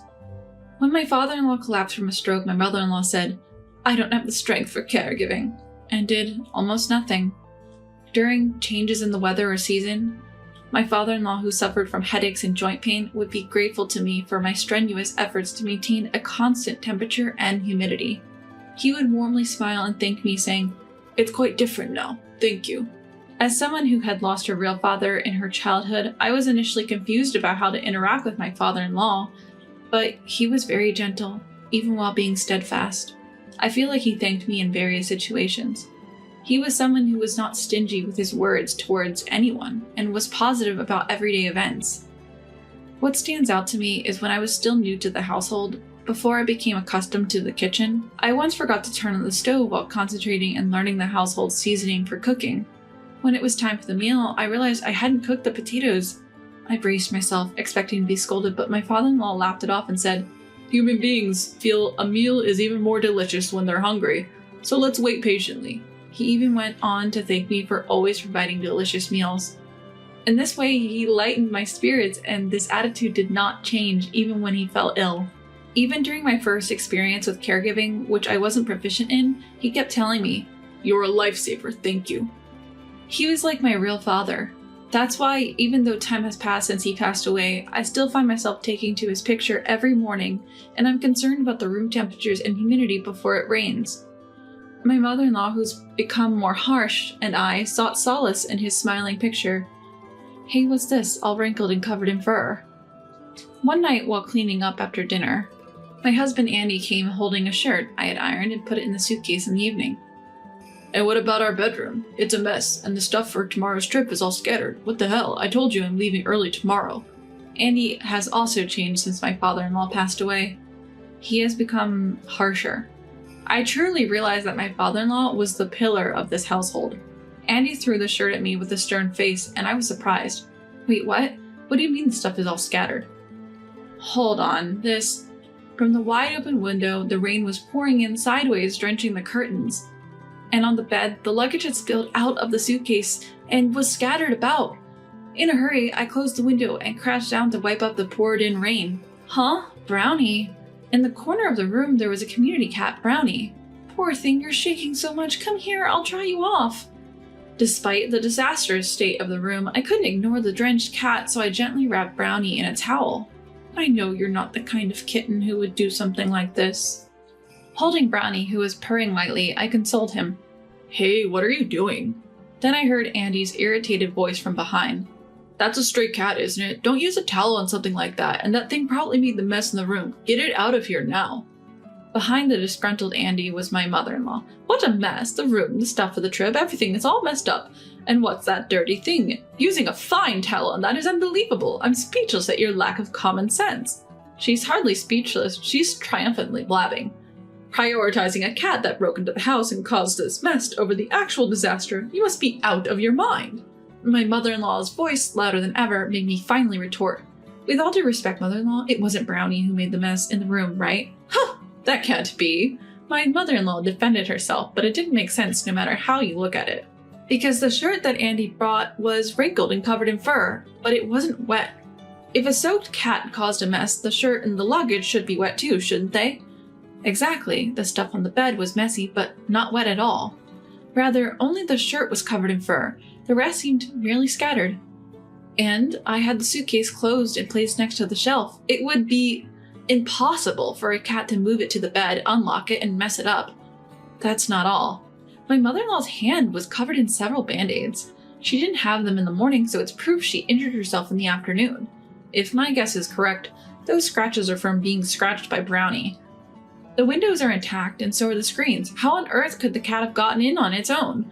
Moreover, only where this little one was is it soaking wet. There aren't even any wet footprints. Without someone deliberately doing it, this couldn't have happened. As I talked while keeping eye contact, my mother-in-law, Kathy, backed away inch by inch. Her demeanor was almost as if she were confessing her guilt. And the bandage on your hand. But before I could finish my sentence, my husband's voice boomed. "Shut up!"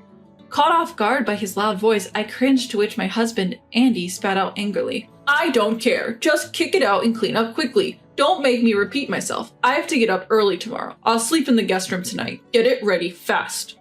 Surprised by Andy's outrage, I pushed back. It does matter. This is over the top no matter how you look at it. This isn't something you can brush off as a mere prank. We need to take it seriously. I couldn't hide my anger at Kathy's excessive behavior, but Andy was dismissive. "Don't mess with me. It's your job to sort out the house issues. Do I ever bring my work problems home and complain? No, right? Even after coming home tired, I can't rest every single day. I have to listen to such unpleasant stuff. I'm fed up," he vented out furiously. It seemed as though his pent-up frustration at having to listen to my daily complaints about Kathy was overflowing all at once, but that wasn't fair. I never grumbled to Andy. It was Kathy who kept feeding him lies. Why am I the one getting blamed? I'm having a hard time too. I opened my mouth again, but Andy, still angry, grabbed my arm and dragged me to the front door. "That's enough. Go somewhere else. If you weren't here, my mom wouldn't have anything to complain about." Before I could even put on my shoes, I was pushed outside. I heard the sound of a lock clicking into place. "Hey, wait a minute. Open up, Andy. Hey, hey!" I called out in a loud voice, but there was no response from Andy, only the sound of Kathy's malicious laughter. Even though I couldn't see her, I could easily imagine Kathy's spiteful smile. "Just like that dirty stray cat, perhaps a stray daughter-in-law would be more appropriate. Serves you right." After that, the light in the entrance was turned off and I was left out in the pouring rain, holding the cat in my arms. I can't believe it. After I was locked out of our house and had to take refuge at my parents' place, and a few days later, I was summoned again to the house. They were a historically significant family, so my mother cautioned me not to get divorced and apologize. However, I was feeling down. I'm probably going to be scolded. I thought about having a discussion, but now I might as well say that I want a divorce. He hasn't contacted me since that day. Feeling heavy-hearted when I arrived, I found a room full of relatives, and the atmosphere was more daunting than I had anticipated. In contrast, Kathy and Andy, whom I hadn't seen for a while, looked triumphant. Could this be about disowning me? This is a bigger deal than I thought. I became even more nervous, but the head of the main house, who would be my grandfather-in-law, said something unexpected.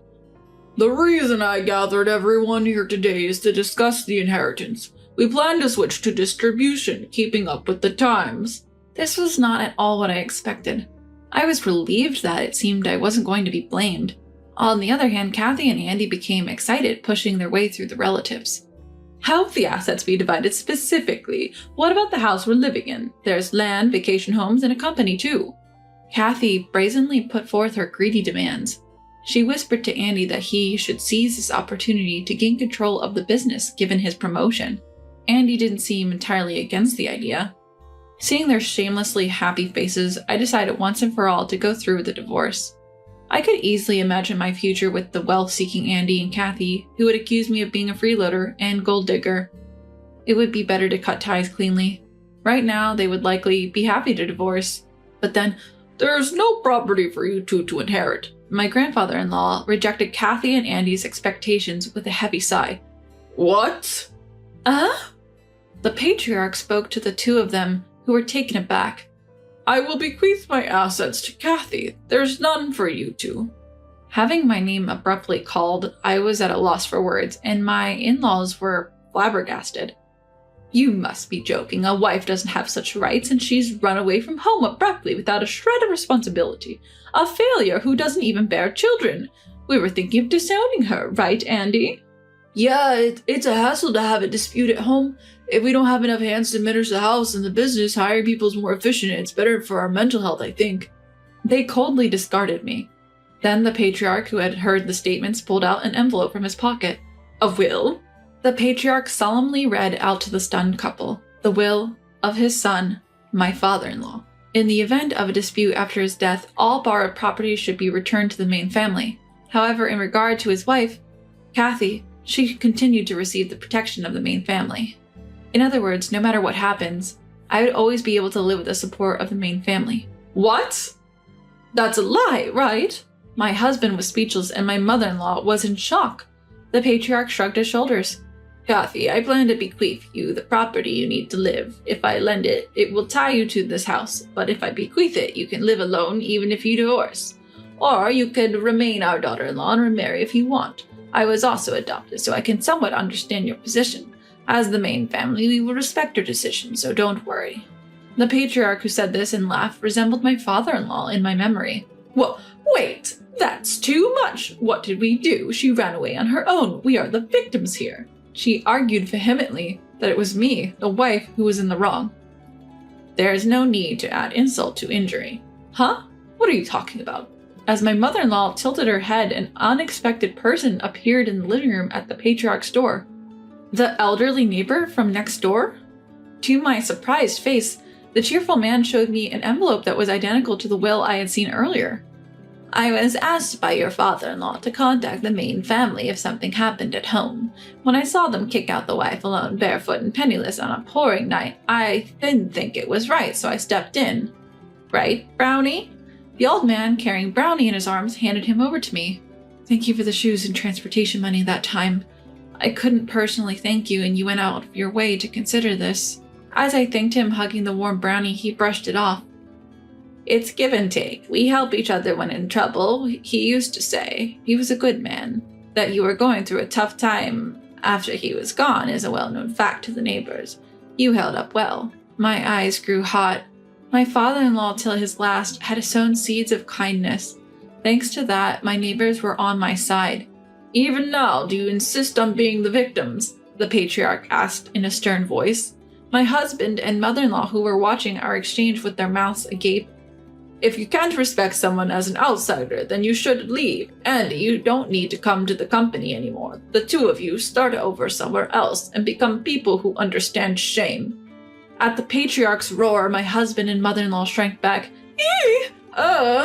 Under the cold gaze of the patriarch and the gathered relatives, my husband and mother-in-law looked like they were sitting on a bed of nails. Afterwards, under the supervision of the main family, my mother-in-law and husband left the house. My husband struggled to find a new job, and they seemed to have started working part-time together. As for me, I divorced, but chose to stay at home. With the patriarch's permission, I am now taking care of my father-in-law's memorial monument. The main family also shows consideration, telling me to consult them if there are changes such as remarriage. We've received some peaches in season from next door. Let's eat them together, as it's their first harvest year. Here, a little share for you too, Brownie. I think I will cherish these peaceful days surrounded by my father-in-law's portrait and the smiles of my neighbors. What on earth is this? Have some shame! Without hearing my side, mother-in-law is yelling at the top of her lungs, her face red with anger. The reason she is fuming like a raging fire? It's because of the flashy underwear hanging on the balcony. But I don't recognize those undergarments. In fact, even the size isn't mine. Yet mother-in-law keeps accusing me, without doubt, calling them disgusting and in bad taste. I couldn't stand mother-in-law anymore and finally burst out. Those aren't mine. Huh? Mother-in-law and I stared at each other, frozen in place. A few hours later, an unbelievable truth would emerge. My name is Eleanor, 28 years old. I work for a clothing company, mainly in charge of designing and planning products. For the past few years, I've been consigning products to various online shopping sites. I'm always busy creating new products. My husband's name is Kevin, 30, 2 years older than me. I met him when I was 25 through a mutual friend, and it evolved into a relationship. After dating for a year, we got married 2 years ago. Kevin is usually calm and goes at his own pace. On the other hand, I'm pretty impatient, so I think we balance each other out. I truly felt blessed to be married and spend my time with him. Due to work, I often travel on business trips. This means I'm frequently away from home. I had explained the situation before we got married, and Kevin understood. However, about a year after our marriage, mother-in-law started complaining about it. "Eleanor, you left the house for 3 days again?" When I returned from a trip, mother-in-law was nagging me with a disapproving tone. "Oh, mother-in-law, why are you here?" "What do you mean? Can't I visit my son's house? I heard you were away for work, so I came to help with the housework." "Ah, thank you, but it's common for me to be away for 3 days and Kevin can manage on his own." "What? You should know it's always been the woman's job to take care of the home, yet you always—" She glared at me, her face flushed, as if I was the one at fault. I always struggled with mother-in-law's direct and blunt personality. During family meetings, she never missed a chance to nag, making me apprehensive even before marrying. But I thought, I won't be living with her, and as long as I can be with my beloved Kevin. So I decided to marry him. Yet, I never imagined she'd complain this much just because I had to go on a few days of business trips. From that day, every time I went to a business trip, she'd show up at our home. While I appreciated her looking after Kevin while I was away, the reprimands I'd get upon returning became routine. 2 years into the marriage, and she hasn't changed. Today, I returned from a 2-day business trip only to be greeted by her intimidating face. "Eleanor, why did you go on another business trip? I mean, it's my job." "Huh? Job? What do you even do? Or are you pretending it's work and actually having fun?" What? Why would you say that?" "Well, Kevin's a good boy. He wouldn't doubt you, so someone has to keep you in line." With that, she enthusiastically started preparing dinner. She didn't leave until after 11 p.m.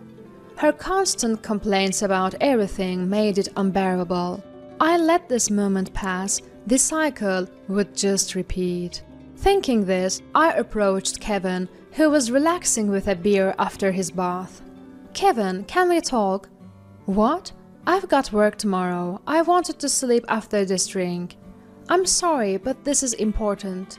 Seeing my serious expression, he reluctantly set down his beer and asked, "What's up?" "It's about your mom. Can you ask her not to come over every time I'm on a business trip?" "Why? She's just helping out with chores when you're not around. It's helpful, isn't it?" "It might be for you, but I can't handle her constant digs at me anymore. Today she even implied I lied about work to go have fun. She probably didn't mean anything by it, and it's not like I'm asking her to come. She's doing it on her own. Shouldn't you be grateful?" "What are you saying?" "It's not about him asking or not asking. I just wanted him to understand how uncomfortable it makes me feel." The moment he said be grateful, I realized he sided with his mother. He doesn't understand the gravity of the situation, and I was deeply frustrated. However, backing down now would mean nothing. I carefully chose my words and explained my feelings to my husband again. "Please, can't you take this a bit more seriously? Think about how I feel, being criticized every time I return from a business trip." Hey, what's gotten into you, Eleanor? You've never said anything like this before." "That's because she's Kevin's mom, the one I love. That's why I've been putting up with it all this time. But I've reached my limit. I can't stand her bossing me around anymore." "What are you talking about? You make it sound like my mom's kindness is a bother. I didn't think you were like that, Eleanor." He downed the bear on his desk and stormed out of the living room. Why? We weren't done talking. Left alone in the room, an indescribable emptiness overwhelmed me. No matter how much I thought about it, I couldn't figure out the right words to reach him. I thought Kevin would understand if I confided in him. If things keep going like this, nothing will change. If his mom is there the next time I return from a business trip, I decided in my heart that next time we'd have a proper one-on-one conversation. A few weeks later, I have to leave for a 3-day business trip. Before leaving the house, I cautiously approached my husband. Kevin, your mom, she's not coming today, right? This again? Talking about my mom? Just answer me. I hope you haven't invited her. Stop nagging me. How I spend my time when you're not here is my business. Stop trying to control everything. He yelled and let out an irritated sigh. Even when I called out, "I'm leaving now," he ignored me. In the end, I left for the business trip, not knowing if his mother would come. Even as I was working away from home, thoughts of her kept creeping into my mind.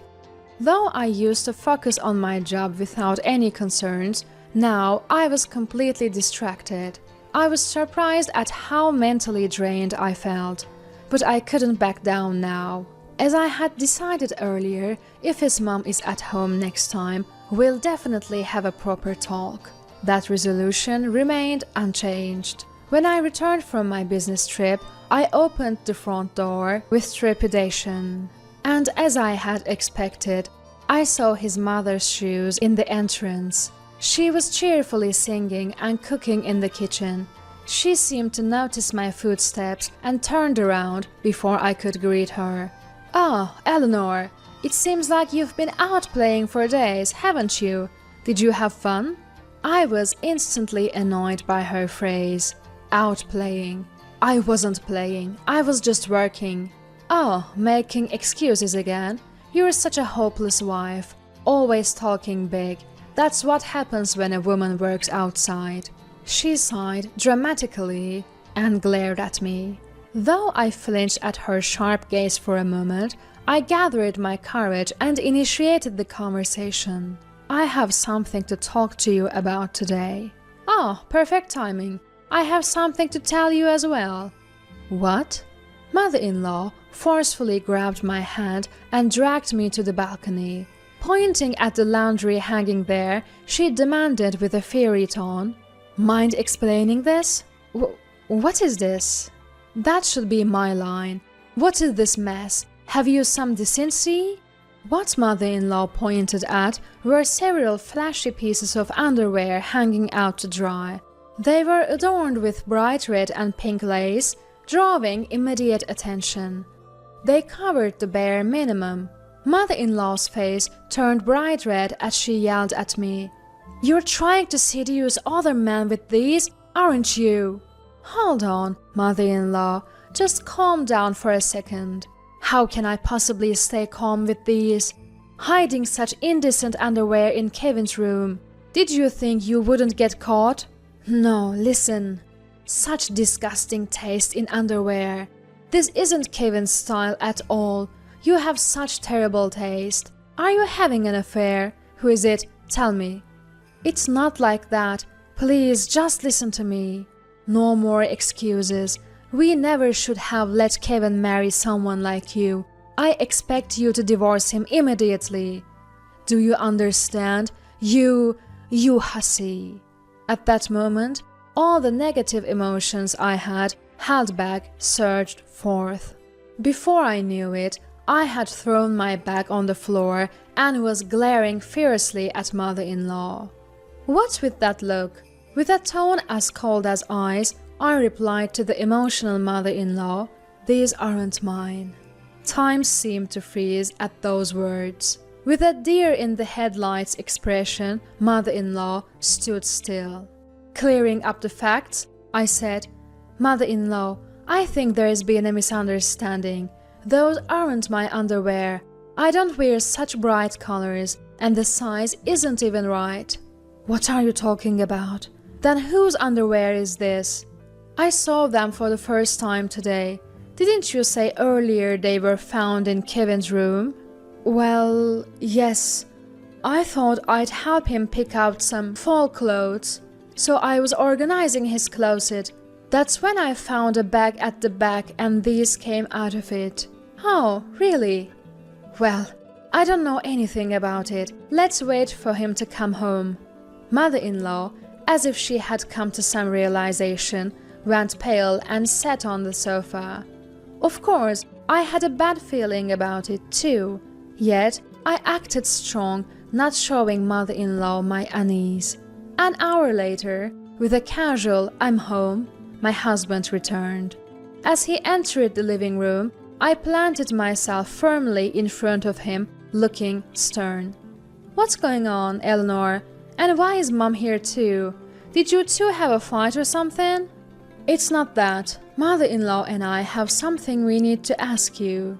"Me?" Kevin looked stunned. I threw at him the underwear that had been drying on the balcony. His face turned pale instantly upon seeing them. Without missing a beat, I confronted him. "What's the meaning of this? Mother-in-law said she found this in Kevin's room." I mean, they're obviously for women. When, where, and why did you buy these? Care to explain? I'm really sorry." Kevin began an overly exaggerated apology. Taking a deep breath, he started to explain. According to him, he had been dating a younger woman from his office for a year. He bought underwear to his taste and had her wear them whenever they met. They enjoyed this little game every time. When I was away on business, he had mother-in-law come over just for the last day to help with the piled-up chores. All other days, he invited his affair partner to our home and had her wear that lingerie. He probably never thought I'd found out. His voice quivered throughout, and tears seemed to form in his eyes. While I stared at Kevin with a disgusted look, mother-in-law watched him with concern. Suddenly, mother-in-law shouted at me. "Enough is enough. Why are you pushing Kevin like this? What's your aim?" "Excuse me? I'm just asking for an explanation. It's because you're not appealing enough that Kevin's affections shifted to someone else. It's all your fault, always working and never being there." "And so what?" I shot back at mother-in-law. "Is there some rule that it's okay to cheat while one's wife is immersed in her job?" Well, even now, mother-in-law tried to defend her cheating son. I yelled at her. "You two are unbelievable. Your son is the one who cheated, and yet you dare to say something like you're not appealing enough? No matter the reason, there is no excuse for cheating." I get it, just calm down." "Really? From which mouth are you saying that? This is the result of you raising your son to be a mama's boy, isn't it? Shouldn't you be scolding him first?" I sighed deeply. "Anyway, I should thank you, because you found that flashy lingerie. I can now file for a divorce that works in my favor." "Divorce? Did you say divorce?"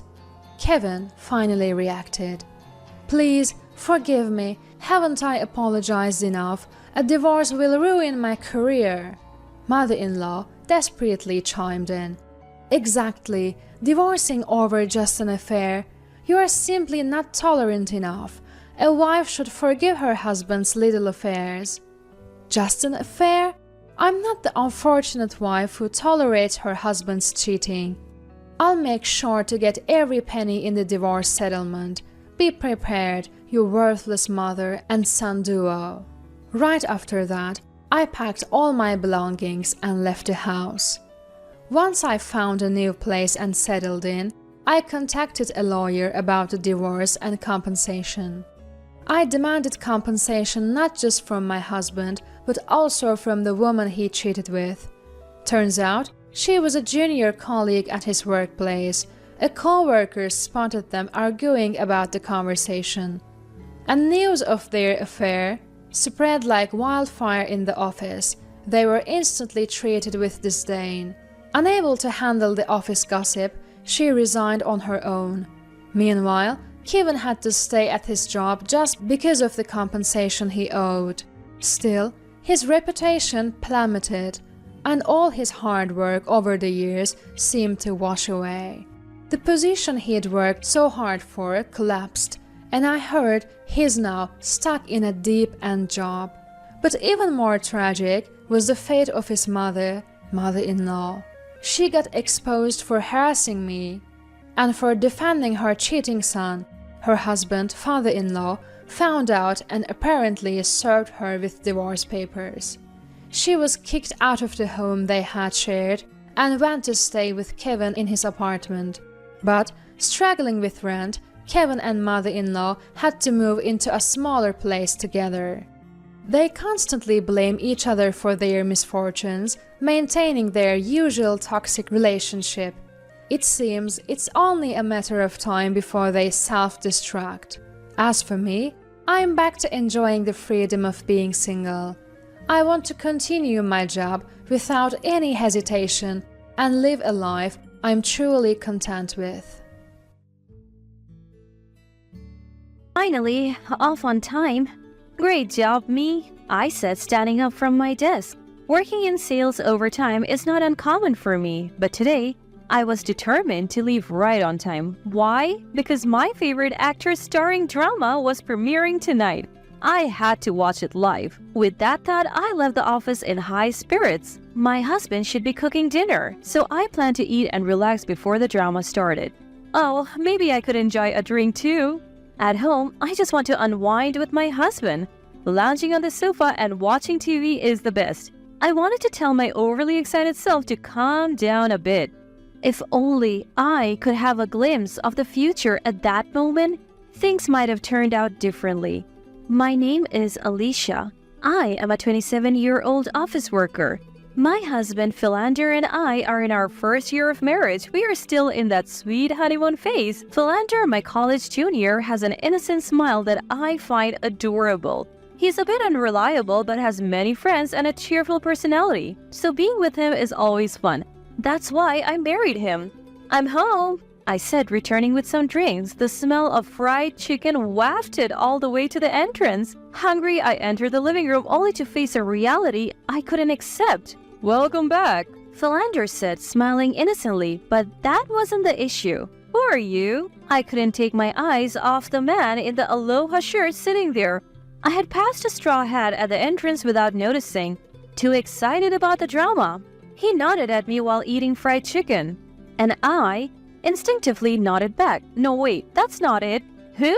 Then Philander turns to me and says nonchalantly, my friend, we just happened to meet at the station. What?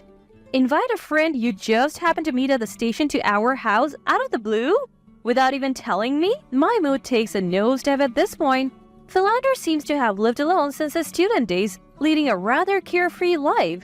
He has many friends, so he often stayed at their houses or invited them over. Even after marriage, this kind of things happens frequently. Moreover, most of these people are strangers to me. Sometimes there are even girls among them. I take Philander to another room and confront him. What's going on? You know you should tell me in advance if you're inviting someone over. But I just happened to meet them, so I couldn't tell you in advance. Then don't invite friends you just happen to meet to our house, understand? I feel like I'm lecturing a grade school child. I had a lot to talk about since I haven't seen them in a while, so I brought them here. Then go out for drinks or something. But it was my turn to make dinner. Is he serious? No. Is he really serious? Sometimes I just don't understand Philander's way of thinking. You could say he's earnest or inflexible, something like that. As this is going on, it's almost time for our favorite TV show. I sigh and decide to retreat to my room. Give me some dinner. With that, Philander scratches his head and says, I ate it all. I couldn't find his childlike gesture endearing, and I raised my voice without thinking. If you eat it all, it's pointless. Oh, I'm hungry. This happens at least once a month. I'm getting tired of getting angry every time. Did we rush into marriage? The next day, Philander comes home and we talk. I tell him I don't want strangers in our house, that I have said it many times, and if it continues, I'll consider divorce. Divorce? Philander is visibly shaken. It's only natural. I've told you many times. Also, please put in this month's living expenses soon. And you often invite friends but don't charge them for food, right? You should cover that cost, Philander. I'll cook, but I won't clean up. Don't make me say the same thing over and over. Then Philander nods sullenly. Will he understand now? Surely peaceful times will come now. A month later, when I come home from work and enter the entrance, I see unfamiliar bags and hats. No way. I rush to open the living room door and there are strangers again. Welcome back. Philander greets me with an unapologetic smile. My anger explodes. What's going on here? Everyone is taken aback and the atmosphere becomes tense. But I don't care. I have told you to stop this. Philander and his two friends visibly flinch.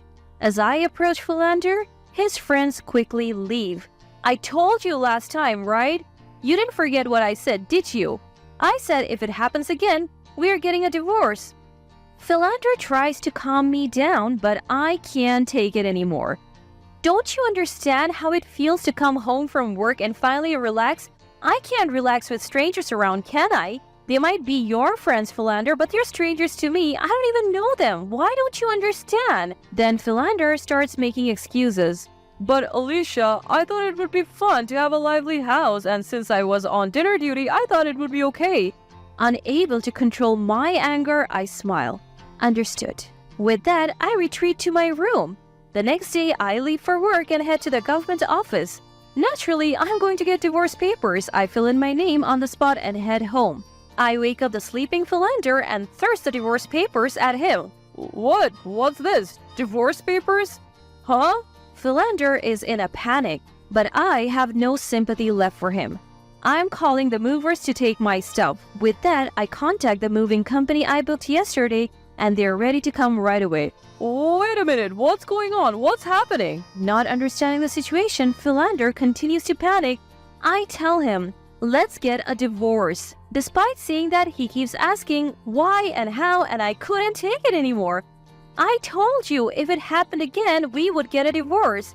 I have expressed my feelings, haven't I? How many times do I have to say it? I can't go on with you. Let's get a divorce. After saying it once more, Philander finally seems to understand and his face turns pale. He apologizes repeatedly, trying to gain forgiveness. I'm sorry, really sorry. Please reconsider. How can I live without Alicia? As this is going on, the movers arrive. I brush off Philander and welcome the movers with a smile. Furniture, appliances, my belongings. Philander watches in shock as they're carried out one by one. All of them were bought with my savings from when I was single. Some were even things I used when I lived alone. Speaking of which, there's also the expensive table and sofa that he said he would pick out for me because my room wasn't stylish before we got married. But since I bought them with my money, I'll take them. The movers are efficient and the room is quickly cleared. Hey, Alicia, wait! How am I supposed to live? I was a fool to think his helplessness was part of his charm. I feel so pathetic I could cry. I bring over 2 large cardboard boxes. These are the things you used before we got married. You'll be fine with these. I don't need them, so I'm giving them back. Inside are a small rice cooker, frying pan, and pots. Also, I have decided to cancel the lease at the end of the month, so you better leave soon. Philander clings to me as I speak calmly, but I am too angry to bear it any longer. That's how important this space was to me. Why didn't he understand? A promise is a promise. Write this quickly. I forcibly hand a pen to Philander, who is still reluctant to fill out the divorce papers. I told you clearly, if it happened again, we would divorce. It's no joke. I have told you to stop so many times. Besides, this condominium is in my name. You moved into the place where I lived when I was single, Philander. Yet, why do you keep doing whatever you want? Finally realizing I was serious, Philander reluctantly began to fill out the divorce papers. You said you would work hard to get promoted quickly when we got married, but in the end, it seems like people at work say you can't do your job. Thanks to that, you have a low salary. No prospects for promotion. You don't even contribute to living expenses. I should have chosen a more reliable man." As I sighed, Philander looked frustrated. I never thought we would divorce over something so trivial. It was a short marriage. I can't live with someone who can't think of others. I snatched the divorce papers and left the house. I decided to live in the company dormitory for a while and take my time looking for a condominium. At least for now, I can have my own space. But that peaceful life was soon shattered. A week later, while relaxing in my dormitory, my mobile phone rang. It was Philander. I answered the phone, annoyed, and he said he wanted to talk and asked me to meet him. Honestly, I thought it was a hassle, but it would be more troublesome if he kept bothering me. I agreed and headed to the condominium we hadn't yet cancelled. When I arrived at the entrance, Philander greeted me. As I entered the living room, Philander's mother was there. Why? My eyes widened as mother-in-law suddenly started accusing me. Alicia, what's this about suddenly wanting a divorce? How is this child supposed to live on his own? Mother-in-law adored Philander and always meddled in our affairs. I told her everything. I heard from Philander, but what's wrong with that? Isn't it good to have many friends? It's fun every day. No, it's not fun. To me, they're strangers. And why is his mother showing up now? My irritation grew. It's so pitiful that Philander is being divorced over something like this. Mother-in-law looked like she was about to cry, whether genuinely or not. Oh, really? So I am not pitiful? I almost said those words, but swallowed them. It's pitiful for my son to be divorced. I should have married him to a younger girl. I reached my limit at that point. After all, she's a stranger to me now. I don't need to hold back. Yes, marrying a younger girl and getting financial help from parents to support the marriage would be something new. Or maybe you're looking for a high-earning young girl. Living in a cheap apartment with low salaries might work too. It fits your lifestyle. When I said that, both mother-in-law and Philander stared at me shocked. From the beginning, Philander wanted to live in a nice condominium, wanted stylish furnitures, and had desires he couldn't fulfill with his earnings. So I contributed more to living expenses. I thought it was okay since we were married, but inviting various friends into our space without any consultation is beyond common sense, don't you think? I glared and mother-in-law looked away. Having many friends and having fun? Do you really think so? If you do, shall I bring my friends to your house and suddenly drop in? I'll visit suddenly when you're relaxing, mother-in-law. Mother-in-law shook her head, trembling. Then you understand how I feel, right? You can't say such things because it's not your business. I turned to Philander. And Philander, remember when you said you didn't want me to invite my friends over because you didn't know them? You didn't come home all day that time, did you? I've always felt that way. Why don't you understand? I clearly remembered something I had almost forgotten. Philander looked guilty. So why did you bring mother-in-law here? Did you think you could persuade me and live a wealthy life again? Finally, Philander spoke. But we said we'd be together forever when we got married. Wasn't it fun being with me? Is he a child? I was shocked and appalled by his unexpected words. You can't live a married life based on whether it's fun or not, right? I felt a strange calmness, having moved beyond anger. I sighed heavily. Being with Philander was fun, but there were times when it felt like dealing with a child. I'm not your mother, you know. Grow up a little. Let's be together forever isn't a child's promise. We both have to work hard to live together. That's why I divorced you. Philander had nothing to say.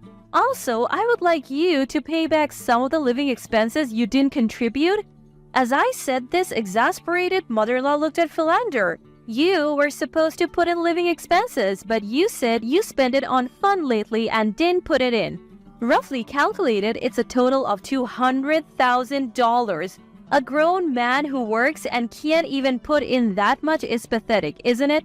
Suddenly, mother-in-law became hysterical. Philander, you're a good-for-nothing who can't even pay living expenses, just like your father. I remembered Philander telling me that his father earned little and his mother had always worked. Is it genetic? Is it really genetic? Pay that money back promptly. Come back home for now. Suddenly, mother-in-law switched from Philander's side to mine. Well, that's how it is, so don't contact me anymore. There was nothing left to say. I looked around the room, almost empty of belongings, and sighed again. Goodbye. It was completely over for me. As I left the room without looking back, I heard Philander's voice from behind. Sorry. Thank you for everything. I felt refreshed as I left the familiar condominium. I failed in marriage, but now I can move forward. Later, Philander transferred the $200,000 he hadn't put in for living expenses. Apparently, mother-in-law is passionate about re-educating him, and he has changed jobs to a company near his parents' home, living under mother-in-law's financial management. I feel so relieved. Now, let's work hard today.